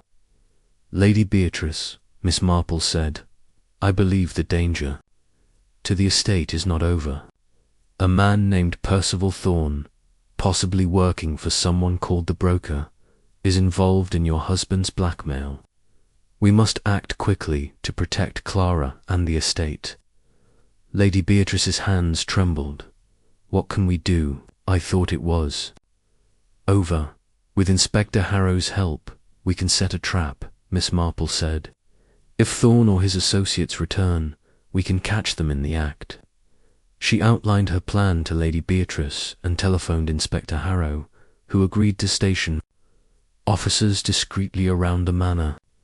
Miss Marple suggested spreading word through the village that Lady Beatrice was preparing to sell part of the estate to settle debts, a rumour sure to draw Thorn or his master out of the shadows. That evening, as the manor settled into an uneasy quiet, Miss Marple gathered the household in the library. "We must be vigilant," she said. "The broker's reach is long, but he cannot hide forever. If anyone comes to the manor, do not confront them. Alert Inspector Harrow immediately." As the clock struck midnight, a soft knock sounded at the front door. Mr. Grayson, pale but resolute, opened it to reveal a man matching Sophie's description, tall, dark-haired, with a scar on his cheek. "I'm here to see Lady Beatrice," he said, his voice smooth but menacing. "About the estate." Mr. Grayson ushered him into the hall, where Inspector Harrow's men were waiting.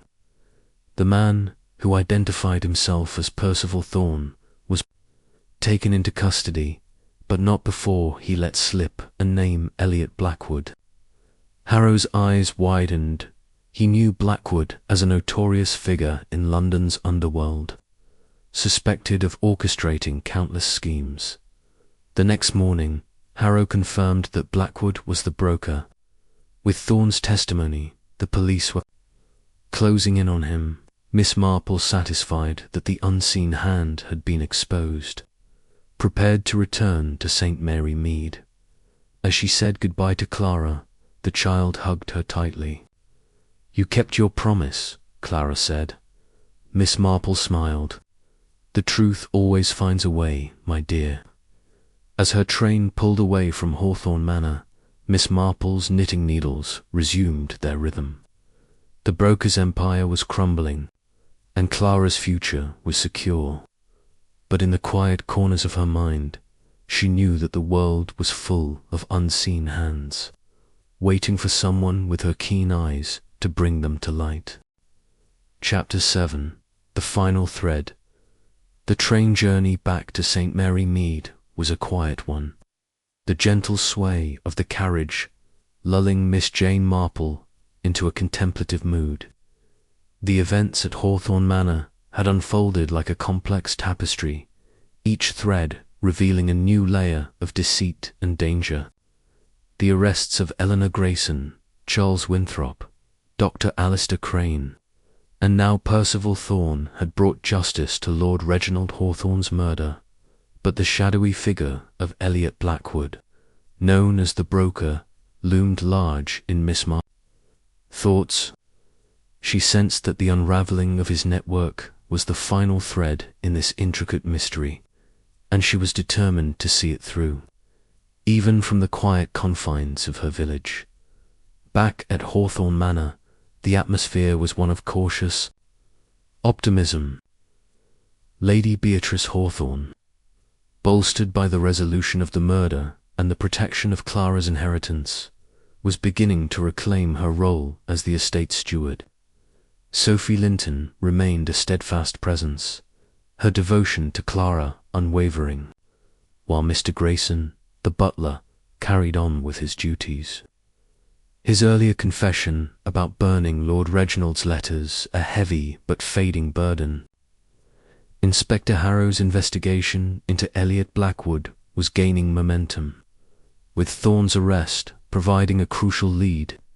Yet Miss Marple knew that men like Blackwood were slippery, their influence woven into the fabric of society like a hidden stitch. As she settled into her cottage in St. Mary Mead, Miss Marple's mind was far from idle. The receipt for Victor Langley's consulting services, the letter from Lord Reginald to Clara, and Mr. Grayson's revelations about the broker pointed to a conspiracy that extended beyond Hawthorne Manor, Blackwood's network. She suspected targeted vulnerable estates, using blackmail and coercion to extract wealth. Lord Reginald's decision to change his will in favour of Clara had threatened this scheme, prompting his murder. But who else was entangled in Blackwood's web, and how far did his reach extend? Miss Marple began her investigation anew, starting with a visit to the village vicar, Mr. Clement, whose connections to neighbouring parishes often yielded useful gossip. Over tea in the vicarage, she steered the conversation toward local estates. "Mr. Clement," she said, her tone light, "have you heard of any unusual financial troubles among the gentry lately? Perhaps dealings with a man named Elliot Blackwood?" The vicar's brow furrowed. "Blackwood? The name doesn't ring a bell, but there's been talk about Squire Langley, no relation to your Victor. I presume over at Thornfield Hall. He's been selling off land to cover debts, and there's a rumour he's mixed up with some unsavoury types from London." Miss Marple's eyes gleamed. "How interesting.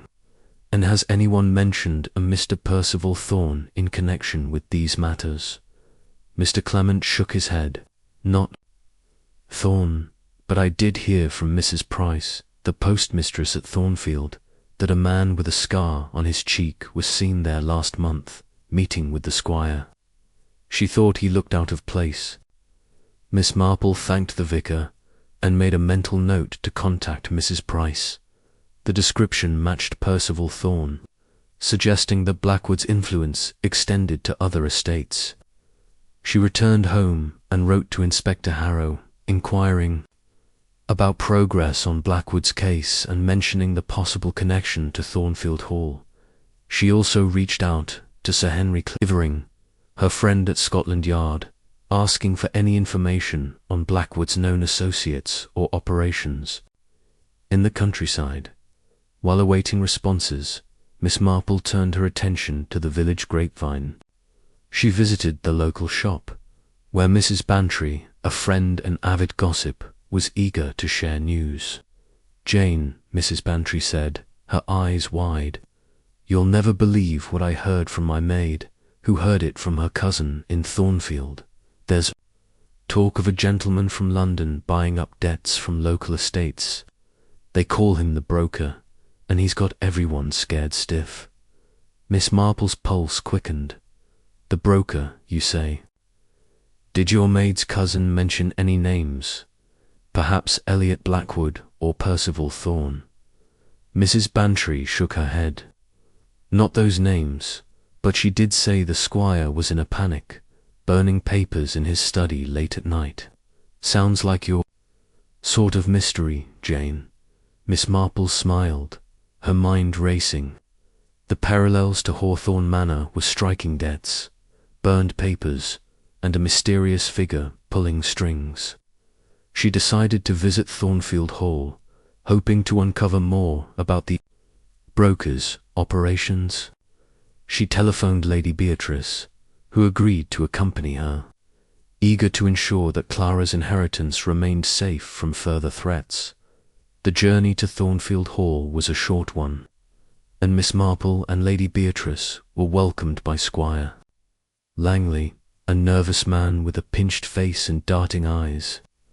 The hall itself was grand, but showing signs of neglect: faded curtains, chipped paint, and an air of disquiet.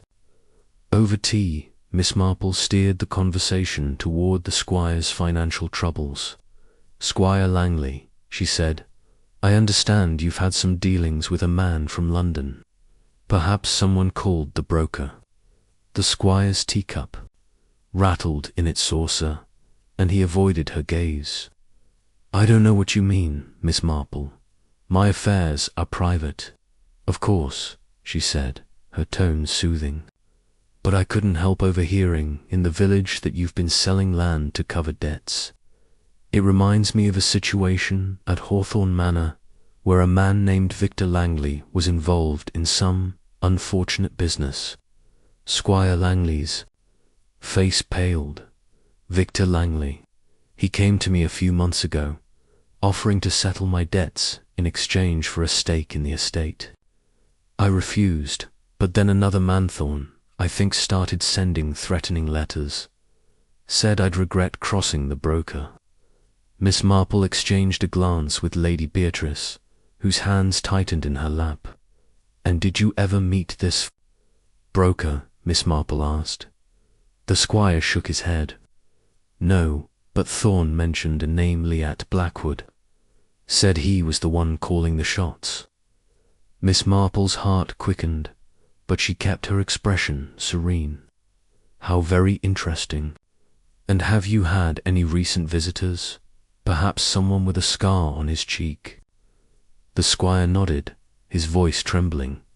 "Yes, just last week. He came to the gate, demanding payment. I sent him away, but I've been sleeping with a pistol under my pillow ever since." Miss Marple thanked the squire and promised to keep his confidence. As she and Lady Beatrice left Thornfield Hall, she felt a surge of determination. Blackwood's network was vast, but it was beginning to crack under the weight of exposure. She telephoned Inspector Harrow, relaying the squire's information and urging him to investigate Thornfield Hall's connection to Blackwood. Back in St. Mary Mead, a letter from Sir Henry Clithering arrived, confirming that Elliot Blackwood was a known figure in London's underworld, with ties to several estates in financial distress. Sir Henry included a list of Blackwood's known associates, among them a solicitor named Margaret Henshaw, who handled legal matters for his schemes. Miss Marple's mind flashed to Eleanor Grayson, the solicitor at Hawthorne Manor. Could there be a connection? She decided to visit the local library, where she could access records of legal transactions. With the librarian's help, she found documents linking Margaret Henshaw to several estate sales in the region, including one involving Thornfield Hall. More intriguingly, there was a record of correspondence between Henshaw and Eleanor Grayson, dated a year ago, discussing mutual interests in estate management. Miss Marple's suspicions deepened. Eleanor's involvement in Lord Reginald's murder might have been part of a larger plan orchestrated by Henshaw and Blackwood. Determined to confront this new lead, Miss Marple contacted Inspector Harrow, who agreed to question Margaret Henshaw. In the meantime, she returned to Hawthorne Manor to ensure Clara's safety. She found Sophie in the garden, playing with Clara near the fountain. "Sophie, dear," Miss Marple said, "have you noticed any new letters or visitors since I left?"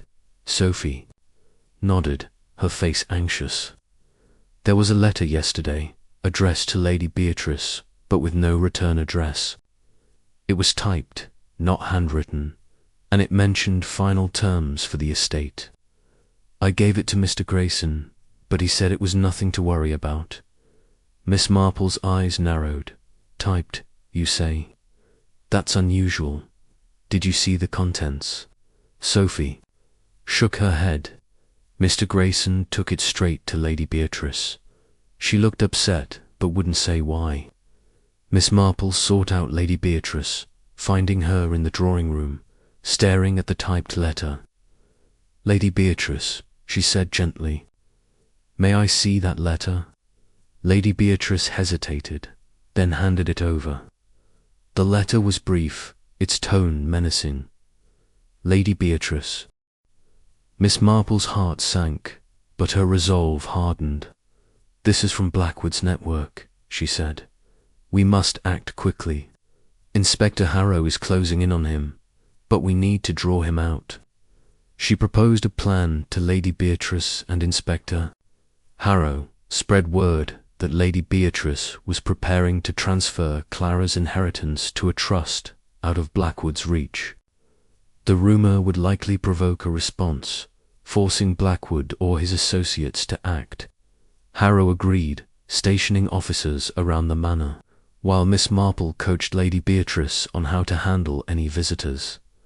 That night, as the manor slept, a figure slipped through the garden, approaching the French doors of the library. Miss Marple, watching from an upstairs window, alerted Harrow's men. The intruder, a woman with sharp features and a solicitor's briefcase, was apprehended before she could enter. She identified herself as Margaret Henshaw and, under questioning, admitted to working for Blackwood. She had been sent to retrieve documents hidden in the library documents that detailed Blackwood's entire network of blackmailed estates. Harrow's team searched the library, finding a hidden compartment in the desk containing ledgers and letters that outlined Blackwood's operations. The evidence was damning, linking him to dozens of estates and implicating several accomplices, including Eleanor Grayson and Percival Thorne. With Henshaw's testimony, the police raided Blackwood's London hideout, arresting him and dismantling his network. The next morning, Miss Marple sat with Clara and Lady Beatrice in the morning room, the air lighter than it had been in weeks. "It's over," Lady Beatrice said, her voice trembling with relief. "Clara is safe, thanks to you." Miss Marple smiled, her knitting needles clicking softly. "The final thread is always the hardest to pull, my dear, but once it's out, the whole tapestry comes clear." As she prepared to return to St. Mary Mead, Miss Marple felt a quiet satisfaction. The unseen hand of Elliot Blackwood had been exposed, and justice had prevailed. But as she boarded the train, her eyes scanned the horizon, ever watchful for the next mystery waiting to be unravelled. Chapter 8. The light of resolution. The train to St. Mary Mead hummed along its familiar route. The rolling hills of the countryside blurring past Miss Jane Marple's window. Her knitting needles clicked softly in her lap, a steady rhythm that mirrored the calm she felt after the tumultuous events at Hawthorne Manor. The arrest of Elliot Blackwood, the shadowy broker, had dismantled a network of blackmail and greed that had ensnared the estate and threatened young Clara's future. Yet, as the train chugged closer to her quiet village, Miss Marple's mind lingered on the manor, sensing that the resolution, while satisfying, might not be the end of the story. In her experience, the light of truth often revealed new shadows, and she was prepared to face them if they emerged. Back at Hawthorne Manor, the air was lighter, though a faint undercurrent of unease remained. Lady Beatrice Hawthorne now fully in charge of the estate, was beginning to navigate the complexities of Clara's inheritance with a newfound confidence. Sophie Linton, the devoted governess, continued to care for Clara, shielding her from the lingering echoes of the tragedy.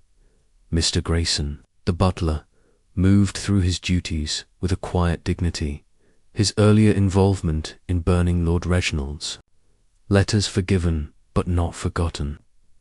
Inspector Harrow's investigation had concluded with Blackwood's arrest, and the manor was slowly returning to a semblance of normalcy. Miss Marple, however, was not one to assume a case was closed until every thread was tied. The ledgers and letters found in the library's hidden compartment had exposed Blackwood's network, but they also hinted at other players' names mentioned in passing, connections to other estates, and cryptic references to a final account. She wondered if Blackwood had been the true mastermind or merely a cog in a larger machine. Her instincts, sharpened by years of unraveling village intrigues, told her that someone else might still be pulling strings from the shadows. Upon arriving in St. Mary Mead, Miss Marple settled into her cottage, her sitting room a haven of familiar comforts. She spread out her notes, scribbled observations from the manor, the receipt for Victor Langley's services, the letter from Lord Reginald to Clara, and the correspondence from Sir Henry Clithering about Blackwood's operations. One detail nagged at her, a name mentioned in the ledgers. Lady Amelia Worthing, described as a consultant with ties to several estates. The name was unfamiliar, but its prominence in Blackwood's records suggested she was more than a peripheral figure. Miss Marple decided to start locally. Knowing that gossip in St. Mary Mead often held clues to broader mysteries, she visited Mrs. Hart, the village seamstress, whose customers included gentry from neighbouring estates. Over a cup of tea, Miss Marple steered the conversation toward recent visitors. "Mrs. Hart," she said, her tone casual, "have you heard of a Lady Amelia Worthing? Perhaps someone visiting the county?" Mrs. Hart's needle paused mid-stitch. "Lady Amelia? Oh yes, she's a grand lady from London, stays at Crestwood Manor now and then. My cousin, who works there, says she's a sharp one, always meeting with businessmen and lawyers. There was talk of her advising Squire Langley at Thornfield Hall, too." Miss Marple's heart quickened.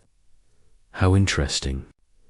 And did your cousin mention anything about her dealings perhaps with a man named Elliot Blackwood?" Mrs. Hart's eyes widened. "Blackwood? Not by name, but my cousin did say Lady Amelia was mixed up with some shady types. She overheard her talking about securing assets and keeping the estates in line. Sounded like trouble, if you ask me." Miss Marple thanked Mrs. Hart and returned home, her mind buzzing.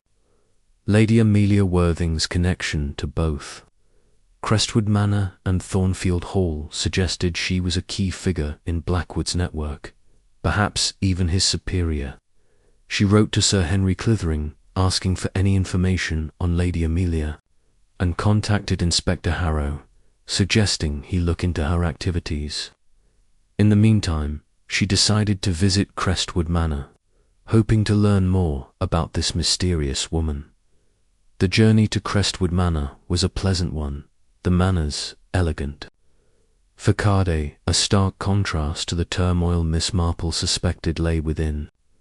She was welcomed by Lady Margaret Crestwood, an old acquaintance with a penchant for hospitality. Over tea in the drawing-room, Miss Marple broached the subject of Lady Amelia. "I hear Lady Amelia Worthing has been a guest here," she said. "She sounds like a fascinating woman." Lady Margaret's smile faltered. "Oh, Amelia. Yes, she's been advising us on financial matters. Very knowledgeable, but, well, a bit imposing. She was here last month, meeting with some gentlemen from London. I didn't catch their names. but one had a scar on his cheek. Miss Marple's pulse quickened. A scar, how curious. Did she mention anything about her work with other estates, perhaps Thornfield Hall or Hawthorne Manor? Lady Margaret hesitated. She was cagey about details, but she did mention helping Squire Langley with his debts, and she spoke of a partnership with someone she called the broker. I assumed it was just business talk. Miss Marple nodded, her suspicions deepening. Lady Amelia's presence at multiple estates, her connection to Percival Thorne, and her mention of the broker pointed to a central role in the conspiracy. She thanked Lady Margaret and returned to St. Mary Mead, determined to uncover more. A letter from Sir Henry arrived the next day, confirming that Lady Amelia Worthing was a known figure in London's financial circles, with a reputation for brokering deals between wealthy families and less savoury partners. Sir Henry noted that she had been linked to Blackwood in several transactions, though never directly implicated in his crimes. Miss Marple's next step was to revisit Hawthorne Manor, where she hoped to find additional clues in the ledgers. She telephoned Lady Beatrice, who welcomed her return, admitting that strange occurrences had continued at the manor. Miss Marple, Lady Beatrice said, "We've had odd phone calls hang-ups, mostly, but one mentioned final terms. I'm worried for Clara." Miss Marple arrived at the manor the following day, greeted by Clara's enthusiastic hug. She spent the afternoon with Sophie, who reported a new development, a hidden panel in the nursery wall, discovered while cleaning, containing a small locked box. "I didn't open it," Sophie said, "but it looks old, like something Lord Reginald might have hidden." Miss Marple examined the box, its intricate lock suggesting it held something valuable. With Lady Beatrice's permission, she used a hairpin to pick the lock, a skill she had perfected in her village sleuthing. Inside were letters, written in Lord Reginald's hand, addressed to a solicitor in London. They detailed a plan to expose Lady Amelia Worthing as the true mastermind behind the blackmail scheme, with Blackwood as her enforcer. The letters also mentioned a safe deposit box in London, containing evidence of her dealings with multiple estates. Miss Marple's heart raced. This was the final thread she had been seeking. She contacted Inspector Harrow, urging him to retrieve the contents of the safe deposit box. In the meantime, she gathered the household in the library, determined to protect Clara and end Lady Amelia's influence. "Lady Beatrice," she said, "we must act swiftly. Lady Amelia Worthing is the true broker, and she may still pose a threat. I propose we lure her here under the pretense of settling the estate's debts." Lady Beatrice agreed, and Miss Marple drafted a letter to Lady Amelia, claiming that Hawthorne Manor was prepared to pay a substantial sum to clear all obligations. The letter was sent through a trusted courier, with Inspector Harrow's men stationed around the manor. That evening, as the household waited, a sleek car pulled up to the gate, and a tall, elegant woman stepped out. Lady Amelia Worthing. Miss Marple watched from the library window as Lady Amelia entered, her demeanour confident but wary. Lady Beatrice greeted her, playing the part of a nervous widow, while Miss Marple observed from the shadows. "Lady Amelia," Lady Beatrice said, "we're prepared to settle the estate's debts, as you requested." Lady Amelia's smile was cold, a wise decision. "But I'll need access to the ledgers and any documents Lord Reginald left behind." Miss Marple stepped forward, her voice calm but firm. "I'm afraid that won't be possible, Lady Amelia. The police have those documents, along with Lord Reginald's letters naming you as the mastermind behind the blackmail scheme. Lady Amelia's face hardened, but before she could respond, Inspector Harrow's men emerged, arresting her. She struggled briefly, her composure cracking as she shouted, "You'll regret this. My connections go higher than you can imagine." The police searched her car, finding a briefcase filled with incriminating documents, contracts, forged deeds, and lists of estates under her control. The safe deposit box in London yielded further evidence, including recordings of her meetings with Blackwood and other accomplices. With Lady Amelia's arrest, the last of the brokers' network was dismantled, and the estates she had targeted were freed from her grasp. The next morning, Miss Marple sat with Clara and Lady Beatrice in the morning room, the manor bathed in sunlight. "It's truly over now," Lady Beatrice said, her voice filled with gratitude. "Clara is safe, and the estate is secure." Miss Marple smiled, her knitting needles clicking softly. "The light of resolution always follows the truth, my dear. It's just a matter of finding the right thread." As she boarded the train back to St. Mary Mead, Miss Marple felt a quiet satisfaction. The final thread had been pulled, and the tapestry of deceit was unravelled.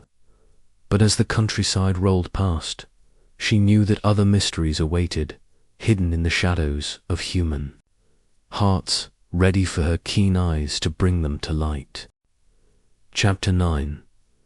The lingering echoes. The train from Hawthorne Manor to St. Mary Mead clattered along, its familiar rhythm a comforting backdrop to Miss Jane Marple's restless thoughts. The arrest of Lady Amelia Worthing, the true mastermind behind the brokers' network, had brought a decisive end to the conspiracy that had claimed Lord Reginald Hawthorne's life and threatened young Clara's future. Yet, as the countryside blurred past her window, Miss Marple's keen instincts whispered that the echoes of this affair were not entirely silenced. In her experience, the resolution of one mystery often uncovered the faint outlines of another, and she was determined to ensure no hidden threats remained. At Hawthorne Manor, the atmosphere was one of tentative peace. Lady Beatrice Hawthorne, now firmly in control of the estate, was beginning to rebuild. Her focus on securing Clara's inheritance and restoring the manor's legacy. Sophie Linton, the devoted governess, continued to care for Clara, whose bright spirit was a beacon of hope amidst the manor's sombre history. Mr. Grayson, the butler, moved through his duties with renewed purpose. His earlier complicity in burning Lord Reginald's letters forgiven as a misguided act of loyalty. Inspector Harrow's investigation had concluded with the dismantling of Lady Amelia's network, and the manor seemed, at last, to be free of danger. Miss Marple, however, was not one to rest on assumptions. The documents found in Lady Amelia's possession had revealed a sprawling web of blackmail and fraud, but a few cryptic entries in the ledgers caught her attention, references to a silent partner who had provided funds for the broker's operations. This partner was mentioned only by initials RT, and their identity remained a mystery. Miss Marple suspected that this figure, if still at large, could pose a lingering threat to Clara and the estate. Her mind, ever sharp, turned over. The possibilities as she settled into her cottage in St. Mary Mead, the cosy familiarity of her sitting room, with its chintz curtains and well-worn armchairs, did little to quiet her thoughts. She spread out her notes on the dining table, the receipt for Victor Langley's services, Lord Reginald's letter to Clara, the ledgers from the library, and Sir Henry Clithering's reports on Lady Amelia and Elliot Blackwood, the initials RT, appeared in a single ledger entry, noting a payment for strategic oversight. The sum was substantial, suggesting a figure of significant influence. Miss Marple wondered if this silent partner had been content to let Lady Amelia take the fall, or if they were biding their time for another move. Determined to uncover the truth, Miss Marple began her inquiries locally. St. Mary Mead, though small, was a hub of gossip, and she knew that even the faintest whispers could lead to significant revelations. She visited Mrs. Price, the postmistress, whose sharp memory and keen observation made her an invaluable source. "Mrs. Price," Miss Marple said over a cup of tea, "have you heard of anyone in the county with the initials R.T.? Perhaps someone connected to business dealings or London society?" Mrs. Price's eyes gleamed with interest. "R.T., let me think. There's old Mr. Reginald Tate, the banker in Much Benham, but he's retired and keeps to himself. Then there's Miss Rosamond Travers, who owns a string of properties near Thornfield Hall. She's a bit of a recluse, but I heard she's been selling off land lately, much like Squire Langley." Miss Marple's pulse quickened. Rosamond Travers. That's intriguing. Has she had any visitors from London recently? Perhaps someone connected to Lady Amelia Worthing? Mrs. Price nodded. "My nephew, who delivers parcels, mentioned seeing a fancy car at her estate last month. The driver was a woman, tall and elegant. Sounds like your Lady Amelia." He didn't hear much, but he said Miss Travers was agitated, talking about settling old scores. Miss Marple thanked Mrs. Price and made a mental note to investigate Rosamond Travers. The connection to Lady Amelia and the timing of the visit suggested that Travers might be the elusive R.T. She wrote to Sir Henry Clithering, asking for any information on Rosamond Travers, and contacted Inspector Harrow, urging him to look into her financial dealings. In the meantime, she decided to visit Much Benham to speak with Reginald Tate, the retired banker, to rule out his involvement. The journey to Much Benham was short, and Mr. Tate welcomed Miss Marple into his modest home with polite curiosity. He was a frail man in his 70s, his hands trembling slightly as he poured tea. "Miss Marple," he said, "I don't often get visitors. What brings you here?" "Just a bit of curiosity," she said, her smile disarming. "I've been looking into some financial matters connected to Hawthorne Manor. Have you ever dealt with a Lady Amelia Worthing or a man named Elliot Blackwood?" Mr. Tate's face clouded. "Blackwood, I've heard the name in savoury character, from what I gather, but no, I've had no dealings with him. As for Lady Amelia, she approached me years ago about investing in some estates, but I declined. Too risky for my taste." Miss Marple nodded, sensing that Mr. Tate was unlikely to be R.T. "And what about a Miss Rosamond Travers? Have you heard of her in connection with these matters?" Mr. Tate's eyes narrowed. "Travers, she's a shrewd one. Owns half the county, or so they say. I heard she was mixed up with some London financiers, but I don't know the details. She keeps her business close to the chest." Miss Marple thanked him and returned to St. Mary Mead, her suspicions now focused on Rosamond Travers. The parallels to Lady Amelia's operations, property sales, secretive dealings, and connections to London were too striking to ignore. She decided to visit Travers's estate, hoping to uncover more about her role in the brokers' network. She telephoned Lady Beatrice, who agreed to accompany her, concerned that any remaining threats could endanger Clara. Rosamond Travers's estate, Willow Grange, was a sprawling property surrounded by dense woods, its grandeur tempered by an air of neglect. Miss Marple and Lady Beatrice were greeted by a stern housekeeper, who reluctantly ushered them into a dimly lit drawing-room. Miss Travers, a tall woman with sharp features and piercing eyes, rose to meet them. Lady Beatrice, "Miss Marple," she said, her voice cool. To what do I owe this visit? Miss Marple took the lead, her tone polite but probing. We're looking into some matters concerning Hawthorne Manor, Miss Travers. We understand you've had dealings with Lady Amelia Worthing, perhaps in connection with estate finances. Miss Travers's lips tightened, but her composure held. Lady Amelia, a passing acquaintance. I've advised on property matters from time to time, but nothing more. Miss Marple's eyes gleamed. How interesting. And what about a man named Elliot Blackwood, or perhaps a silent partner known as Artie? We found references to such a figure in documents related to the manor. Miss Travers's hand twitched, a subtle sign of unease.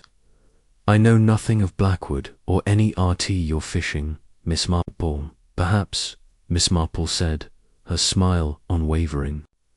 But it's curious that your name appears in connection with several estates facing financial trouble, much like Hawthorne Manor, and a witness mentioned seeing Lady Amelia here, discussing settling scores. Miss Travers's face hardened. But before she could respond, the housekeeper burst in, her face pale. Ma'am, there's a man at the gate, demanding to see you. He's got a scar on his cheeks, as it's urgent. Miss Marple's heart raced. The description matched Percival Thorne, who was supposed to be in custody. She exchanged a glance with Lady Beatrice, who looked alarmed. Miss Travers, Miss Marple said, I suggest you let him in, but under supervision. I've alerted. Inspector Harrow and his men are nearby. Miss Travers hesitated, then nodded, her expression unreadable. The housekeeper led in a man who was, indeed, Percival Thorne, his scar stark against his pale face. Miss Travers, he said, his voice low, we need to talk. The plan's falling apart, and I won't take the fall alone. Before he could say more, Inspector Harrow's men, who had been stationed outside, entered and apprehended him. Thorne's presence at Willow Grange confirmed Miss Marple's suspicions. Rosamond Travers was R.T., the silent partner who had funded Lady Amelia's schemes. Under questioning, Thorne admitted that Travers had orchestrated the blackmail network, using Lady Amelia as a front while Blackwood handled the dirty work. Travers had provided the capital, expecting a share of the profits from estates like Hawthorne Manor. The police searched Willow Grange, finding a hidden safe containing documents that detailed Travers's role as the mastermind. The ledgers listed payments to Lady Amelia, Blackwood, and others, with notes on how to manipulate vulnerable estates. One entry chillingly referred to Lord Reginald's murder as a necessary step to maintain control. Miss Marple watched as Miss Travers was led away in handcuffs, her composure finally shattered. You meddling old woman, she spat. You think this ends with me. There are others higher up. Miss Marple's eyes twinkled. Perhaps. My dear, but the truth has a way of finding them all. Back at Hawthorne Manor, Miss Marple gathered the household in the library to share the news. Lady Beatrice, Sophie, and Clara listened in stunned silence as she recounted the dismantling of Travers's network. Clara is safe now, Miss Marple said, patting the child's hand, and the estate is free from those who sought to exploit it. Lady Beatrice's eyes filled with tears. How can we ever thank you, Miss Marple? Miss Marple smiled, her knitting needles clicking softly. By living well, my dear, that's thanks enough, as she prepared to return to St. Mary Mead. Miss Marple felt a quiet satisfaction. The lingering echoes of the conspiracy had been silenced, and the manor was at peace. But as her train pulled away, she couldn't help but wonder about Travers's cryptic warning of others. Up, the world was full of shadows, and Miss Marple knew her work was never truly done. Miss Marple watched as Miss Travers was led away in handcuffs, her composure finally shattered. "You meddling old woman," she spat. "You think this ends with me. There are others higher up." Miss Marple's eyes twinkled. "Perhaps, my dear, but the truth has a way of finding them all." Back at Hawthorne Manor, Miss Marple gathered the household in the library to share the news. Lady Beatrice, Sophie, and Clara listened in stunned silence as she recounted the dismantling of Travers's network. "Clara is safe now," Miss Marple said, patting the child's hand, "and the estate is free from those who sought to exploit it." Lady Beatrice's eyes filled with tears. "How can we ever thank you, Miss Marple?" Miss Marple smiled, her knitting needles clicking softly. "By living well, my dear, that's thanks enough," as she prepared to return to St. Mary Mead. Miss Marple felt a quiet satisfaction. The lingering echoes of the conspiracy had been silenced, and the manor was at peace. But as her train pulled away, she couldn't help but wonder about Travers's cryptic warning of others. Up, the world was full of shadows, and Miss Marple knew her work was never truly done. The police searched Vane's briefcase, finding letters and financial records that confirmed his role as a courier for the council, a group led by Sir Geoffrey Hammond. The documents detailed a plan to seize control of estates across the county, using blackmail and forged deeds.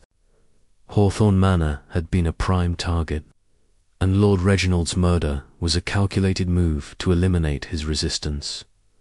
Miss Marple watched as Vane was led away, her mind turning to Sir Geoffrey. She urged Harrow to raid Ashford Park, suspecting that Hammond was the final piece of the puzzle.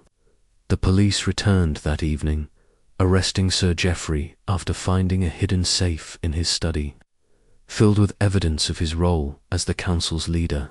The safe contained contracts, correspondence with Rosamond Travers and Lady Amelia Worthing, and a list of targeted estates, including Hawthorne Manor. Back at the manor, Miss Marple gathered Lady Beatrice, Sophie, and Clara in the library to share the news. "The council has been exposed," she said, "and Sir Geoffrey Hammond is in custody. Clara's inheritance is safe, and the manor is free from their schemes."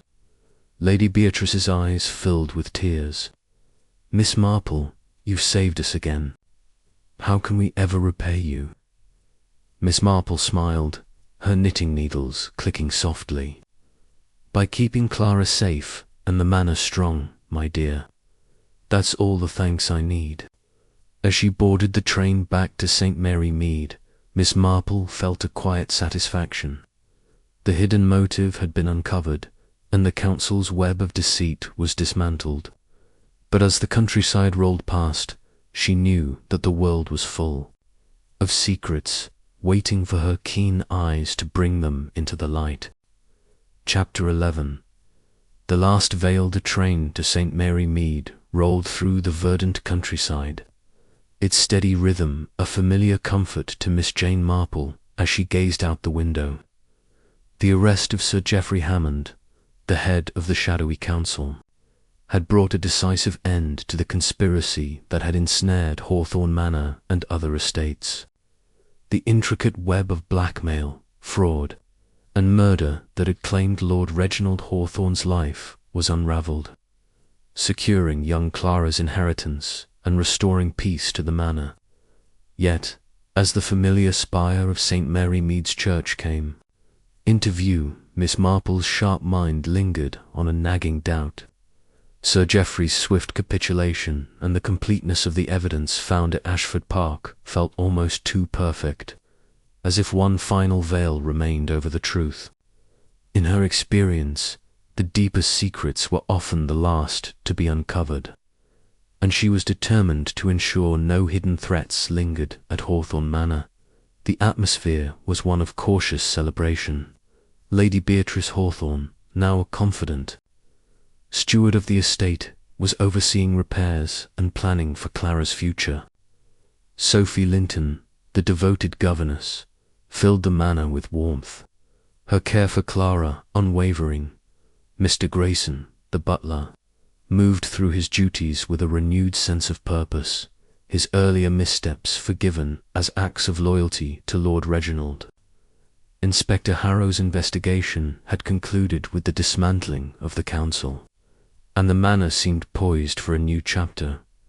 Miss Marple, however, was not one to trust a tidy resolution. The documents seized from Ashford Park had detailed Sir Geoffrey's role as the council's leader, but a few cryptic notes caught her attention, references to a benefactor who had provided initial funding for the network's operations. The benefactor was mentioned only as LM, with no further details. Miss Marple suspected that this figure, if still active, could pose a final threat to Clara and the manor. Her mind, honed by years of unravelling village intrigues, turned over the possibilities as she settled into her cottage in St. Mary Mead. Her sitting room, with its familiar chintz, curtains, and polished furniture, was a haven of order amidst her swirling thoughts. She spread out her notes on the dining table, the receipt for Victor Langley's services, Lord Reginald's letter to Clara, the ledgers from Hawthorne Manor and Willow Grange, Sir Henry Clethering's reports, and the documents. From Ashford Park, the initials LM appeared in a single entry, noting a payment for seed capital to establish the council's operations. The sum was staggering, suggesting a figure of immense wealth and influence. Miss Marple wondered if LM had orchestrated the entire scheme from the shadows, using Sir Geoffrey as a front, determined to uncover the truth. Miss Marple began her inquiries in St. Mary Mead, knowing that even the smallest village could hold clues to grand conspiracies. She visited Mrs. Hart, the seamstress, whose customers often shared gossip from beyond the county. Mrs. Hart, Miss Marple said, over tea, "Have you heard of anyone with the initials LM, perhaps connected to financial dealings or London?" Society. Mrs. Hart's needle paused, mid-stitch LM. That could be Lady Marjorie Langley. She's no relation to Victor, mind you. She's a wealthy widow who lives at Highgate Hall, just over the county line. My sister, who works there, says she's a recluse but has a sharp mind for business. Been hosting some fancy types from London lately. Miss Marple's pulse quickened. Lady Marjorie Langley, how fascinating. Has your sister mentioned any names, perhaps Sir Geoffrey Hammond or Rosamond Travers? Mrs. Hart shook her head. Not those names, but she did say Lady Marjorie was meeting with a solicitor last month, talking about protecting investments. My sister thought it sounded suspicious, but she didn't overhear much. Miss Marple thanked Mrs. Hart and returned home, her suspicions deepening. Lady Marjorie Langley's wealth and reclusive nature made her a plausible candidate for LM, the benefactor behind the council. She wrote to Sir Henry Clythering, asking for any information on Lady Marjorie, and contacted Inspector Harrow, suggesting he investigate her financial ties to Sir Geoffrey and the council. In the meantime, she decided to visit Highgate Hall, hoping to uncover more about this mysterious figure. The journey to Highgate Hall was a short one, the estate's imposing gates and sprawling gardens a testament to its owner's wealth. Miss Marple was welcomed by a stern housekeeper who ushered her into a grand drawing room where Lady Marjorie Langley awaited. She was an elegant woman in her 60s, her silver hair swept into a chignon, her eyes sharp and assessing. "Miss Marple," she said, her voice smooth but guarded, "I understand you've been looking into matters concerning Hawthorne Manor. What brings you here?" Miss Marple smiled, her tone gentle but probing. "Just a bit of curiosity, Lady Marjorie. We've uncovered a conspiracy involving Sir Geoffrey Hammond and a group called the Council. Your name has come up in connection with financial dealings, possibly as a benefactor known as LM. Lady Marjorie's expression remained impassive, but her hands tightened slightly on her teacup. "You're mistaken, Miss Marple. I'm a private woman, and my investments are legitimate. I know nothing of any counsel." "Of course," Miss Marple said, her eyes twinkling.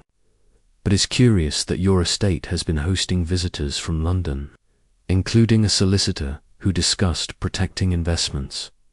And documents from Ashford Park mention a benefactor with the initials LM, who funded the council's operations." Lady Marjorie's lips thinned. "You're fishing, Miss Marple. I suggest you be careful with such accusations." Miss Marple nodded, but her attention was drawn to a letter on the side table, partially visible beneath a book. The envelope bore a London postmark and the initials LM, in elegant script. "What a lovely letter," she said. "From a friend in London, perhaps." Lady Marjorie's face paled, and she quickly moved the letter out of sight. "A personal matter. Now, if you'll excuse me, I have other engagements." Miss Marple thanked her and left, her mind buzzing. The letter confirmed her suspicions, but she needed more evidence. She telephoned Lady Beatrice, who reported a disturbing development. A cryptic note had arrived at the manor, warning that the debt remains unpaid. The note was unsigned, but its tone echoed the threats from the broker's network.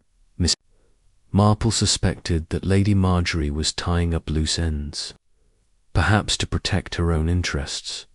Determined to act, Miss Marple contacted Inspector Harrow, urging him to search Highgate Hall for evidence of Lady Marjorie's involvement.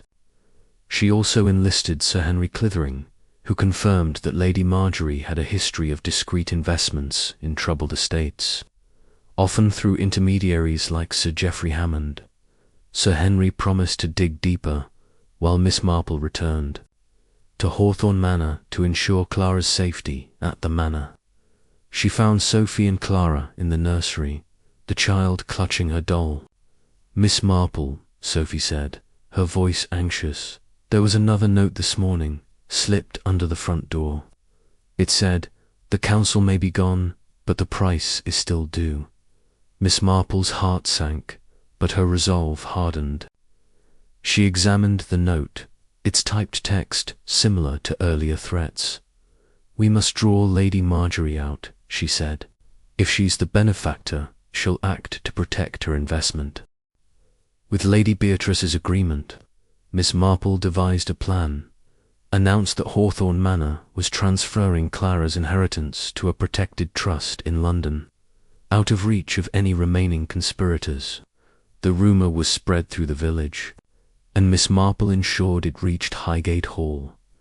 Inspector Harrow stationed officers around the manor, ready to act.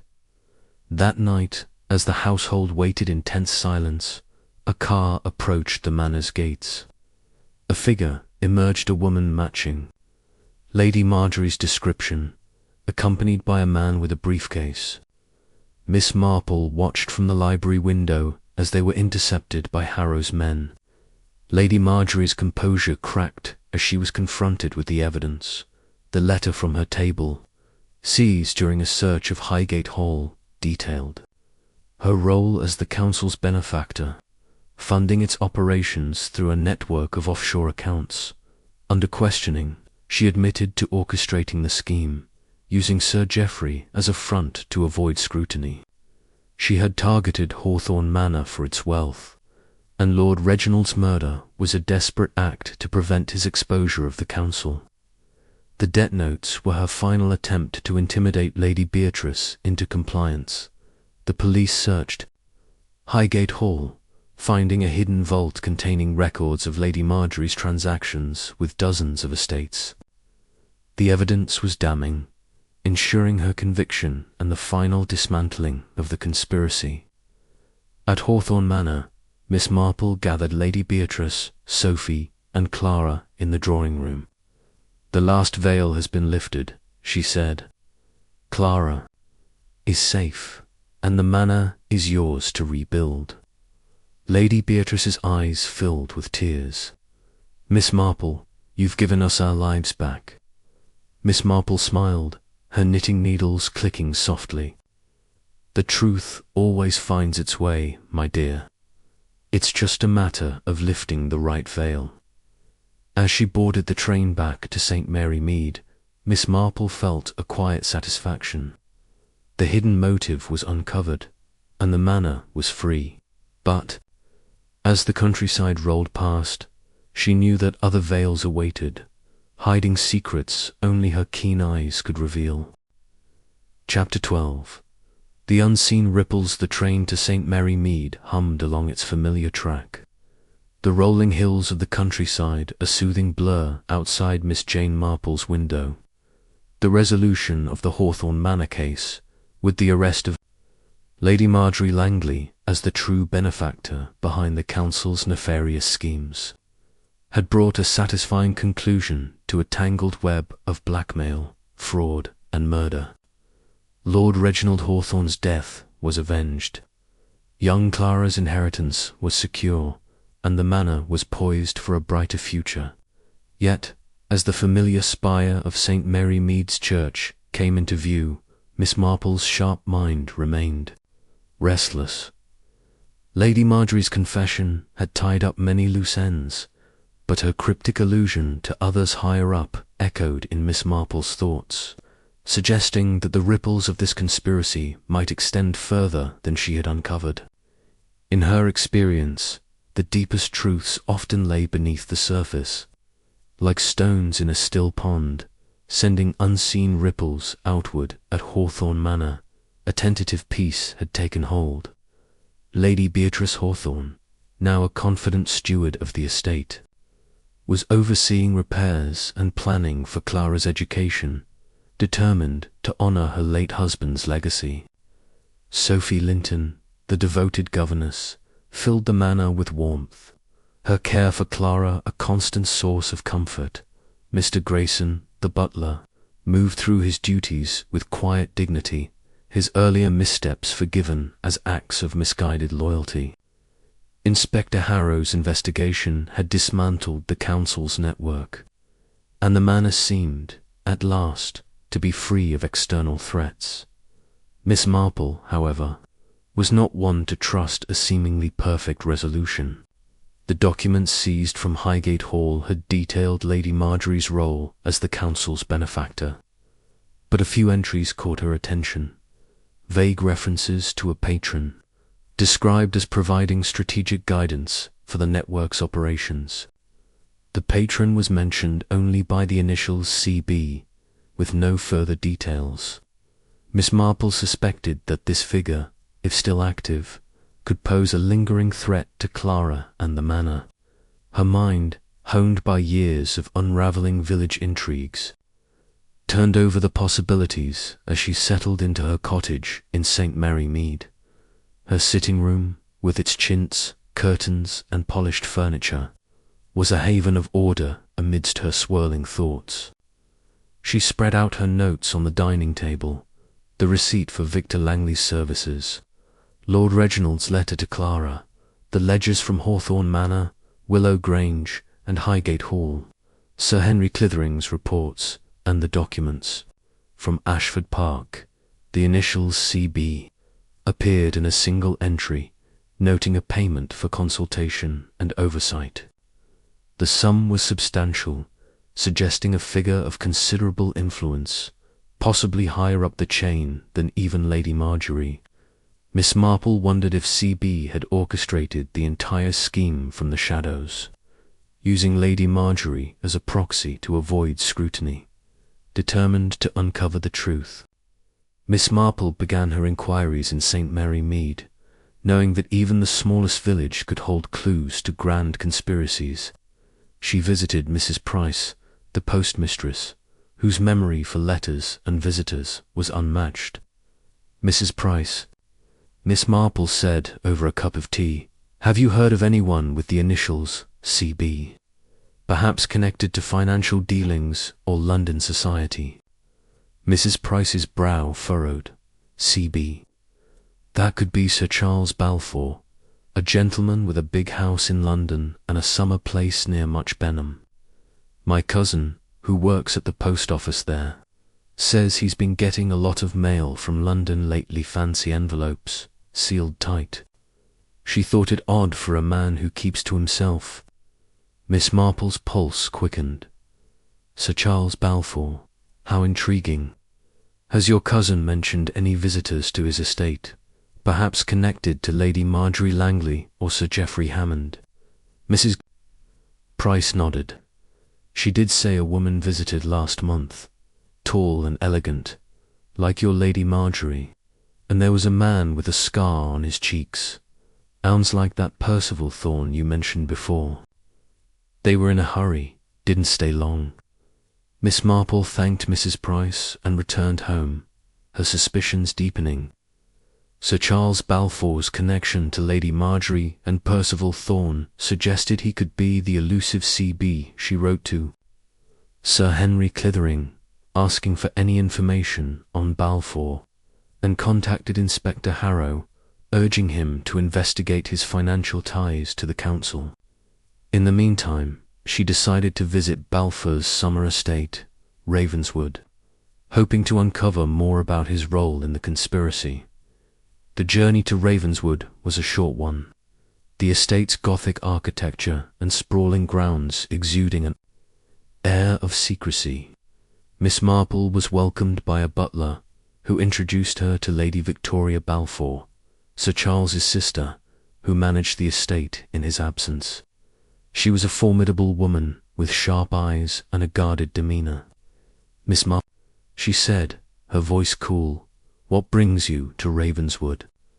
Miss Marple smiled, her tone gentle but probing. Just a bit of curiosity, Lady Victoria. We've been looking into matters concerning Hawthorne Manor and a group called the Council.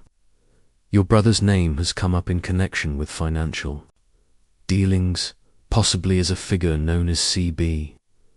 Lady Victoria's expression remained impassive, but her hands tightened slightly. My brother is a private man, Miss Marple. His investments are legitimate, and I know nothing of any council. Of course, Miss Marple said, her eyes twinkling. But it's curious that visitors like Lady Marjorie Langley and Percival Thorne have been seen here, discussing matters related to troubled estates, and documents from Highgate Hall mention a patron with the initials C.B. who provided strategic guidance. Lady Victoria's lips thinned. You're meddling in dangerous waters, Miss Marple. I suggest you leave well enough alone. Miss Marple nodded, but her attention was drawn to a desk in the corner, where a letter with a London postmark lay partially visible. The envelope bore the initials C.B. in bold script. What a lovely letter, she said. From your brother, perhaps. Lady Victoria's face paled, and she quickly moved the letter out of sight. A personal matter. Now, if you'll excuse me, I have duties to attend to. Miss Marple thanked her and left, her mind buzzing. The letter confirmed her suspicions, but she needed more evidence. She telephoned Lady Beatrice, who reported a disturbing development, a cryptic telephone call to the manor, warning that the patron's patience is wearing thin. The voice was unfamiliar, but its tone echoed the threats from the council's network. Miss Marple suspected that Sir Charles Balfour was tying up loose ends, perhaps to protect his own interests.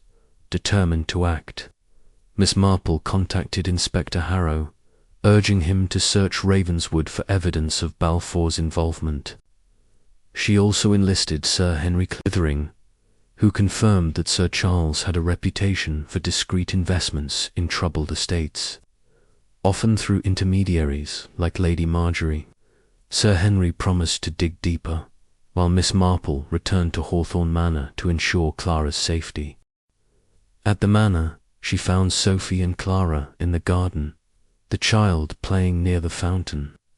Miss Marple, Sophie said, her voice anxious, there was another call this morning, saying, The patron demands payment. Mr. Grayson took it, but he looked shaken. Miss Marple's heart sank, but her resolve hardened.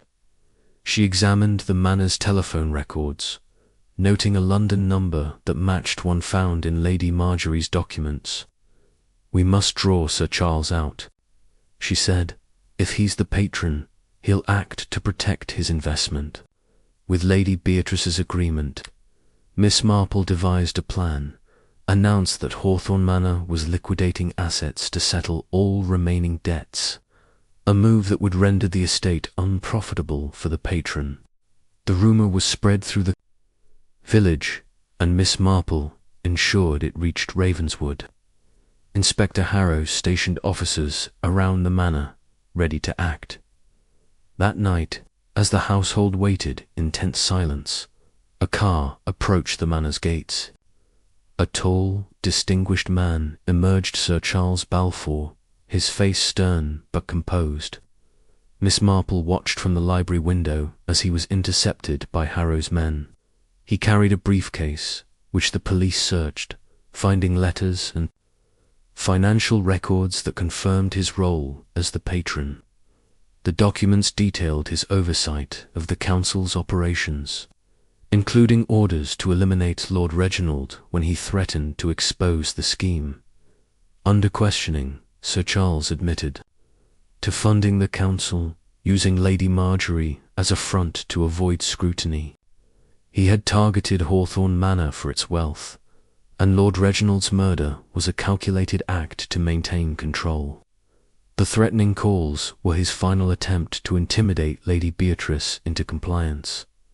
The police searched Ravenswood, finding a hidden study with records of Sir Charles's transactions with dozens of estates. The evidence was damning, ensuring his conviction and the final dismantling of the conspiracy. At Hawthorne Manor, Miss Marple gathered Lady Beatrice, Sophie, and Clara in the drawing room. "The last ripples have settled," she said. "Clara is safe, and the manor is yours to rebuild." Lady Beatrice's eyes filled with tears. "Miss Marple, you've given us our future." Miss Marple smiled, her knitting needles clicking softly. "The truth always sends out ripples, my dear. It's just a matter of following them to their source."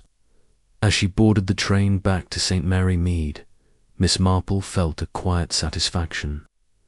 The unseen ripples had been traced, and the manor was free. But as the countryside rolled past, she knew that other mysteries awaited, hidden in the shadows of human hearts, ready for her keen eyes to uncover. Chapter 13. The Final Reckoning. The train to St. Mary Mead chugged steadily through the English countryside, its familiar rhythm a comforting backdrop to Miss Jane Marple's reflective mood. The arrest of Sir Charles Balfour, the elusive patron, behind the council's sinister operations, had brought a definitive close to the conspiracy that had ensnared Hawthorne Manor, claimed Lord Reginald Hawthorne's life, and threatened young Clara's future. The intricate web of blackmail, fraud, and murder had been unravelled, its threads traced from the manor's grand library to the shadowy corridors of London's elite. Yet, as the familiar spire of St. Mary Mead's church came into view, Miss Marple's sharp mind lingered on the ripples of the case, searching for any final loose ends. In her experience, a mystery was never truly closed until every shadow was illuminated, and she was determined to ensure that Hawthorne Manor was truly at peace. At the manor, a quiet joy had taken root. Lady Beatrice Hawthorne, now a confident guardian of the estate, was overseeing its restoration with a renewed sense of purpose. The grand halls, once heavy with secrets, echoed with the sounds of repairs and the laughter of Clara, who was blossoming under Sophie Linton's devoted care.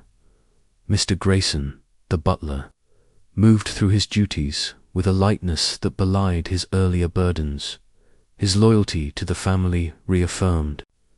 Inspector Harrow's investigation had concluded with the dismantling of the council's network, and the manor stood as a beacon of resilience, free from the threats that had once loomed over it. Miss Marple, however, was not one to trust a resolution without scrutiny. The documents seized from Ravenswood, Sir Charles Balfour's estate, had confirmed his role as the patron, but a single entry in his private correspondence caught her attention, a cryptic note about a legacy contact known only as E.W. The note suggested that E.W. had been informed of the council's collapse and was to secure the legacy should Balfour be compromised. Miss Marple suspected that this figure, if still active, could pose a final, subtle threat not to the manor itself, but to the peace of mind of its inhabitants. Her mind, honed by years of unravelling village intrigues, turned over the possibilities as she settled into her cottage in St. Mary Mead. Her sitting room, with its chintz curtains and polished furniture, was a haven of order amidst her swirling thoughts. She spread out her notes on the dining table, the receipt for Victor Langley's services, Lord Reginald's letter to Clara, the ledgers from Hawthorne Manor, Willow Grange, Highgate Hall, and Ashford Park, Sir Henry Clethering's reports, and the documents from Ravenswood. The initials E.W. appeared only once in a letter from Sir Charles to an unnamed recipient, noting that E.W. will ensure the legacy endures. The phrase was vague, but its implications were troubling. Could E.W. be a final conspirator, waiting to revive the council's schemes? Determined to tie up this last thread, Miss Marple began her inquiries in St. Mary Mead, knowing that even the smallest village could hold clues to grand conspiracies. She visited Mrs. Bantry at Gossington Hall, her friend and a fountain of local gossip. "Dolly," Miss Marple said over tea, "have you heard of anyone with the initials E.W., perhaps connected to London society or financial dealings?" Mrs. Bantry's eyes widened. "E.W. That could be Evelyn Wentworth, an old spinster who lives in a grand house near Much Benham. My cousin says she's a bit of a mystery wealthy, but keeps to herself. She's been seen with some London types lately, though no one knows why." Miss Marple's pulse quickened. Evelyn Wentworth. How fascinating. Has your cousin mentioned any connection to Sir Charles Balfour or the council? Mrs. Bantry shook her head. Not directly, but she did say Miss Wentworth received a parcel from London last week, sealed tight. My cousin thought it odd, as she rarely gets visitors.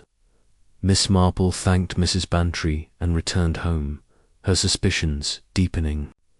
Evelyn Wentworth's reclusive nature and recent activity suggested she could be the elusive E.W. She wrote to Sir Henry Clythering, asking for any information on Wentworth, and contacted Inspector Harrow, urging him to investigate her ties to Sir Charles.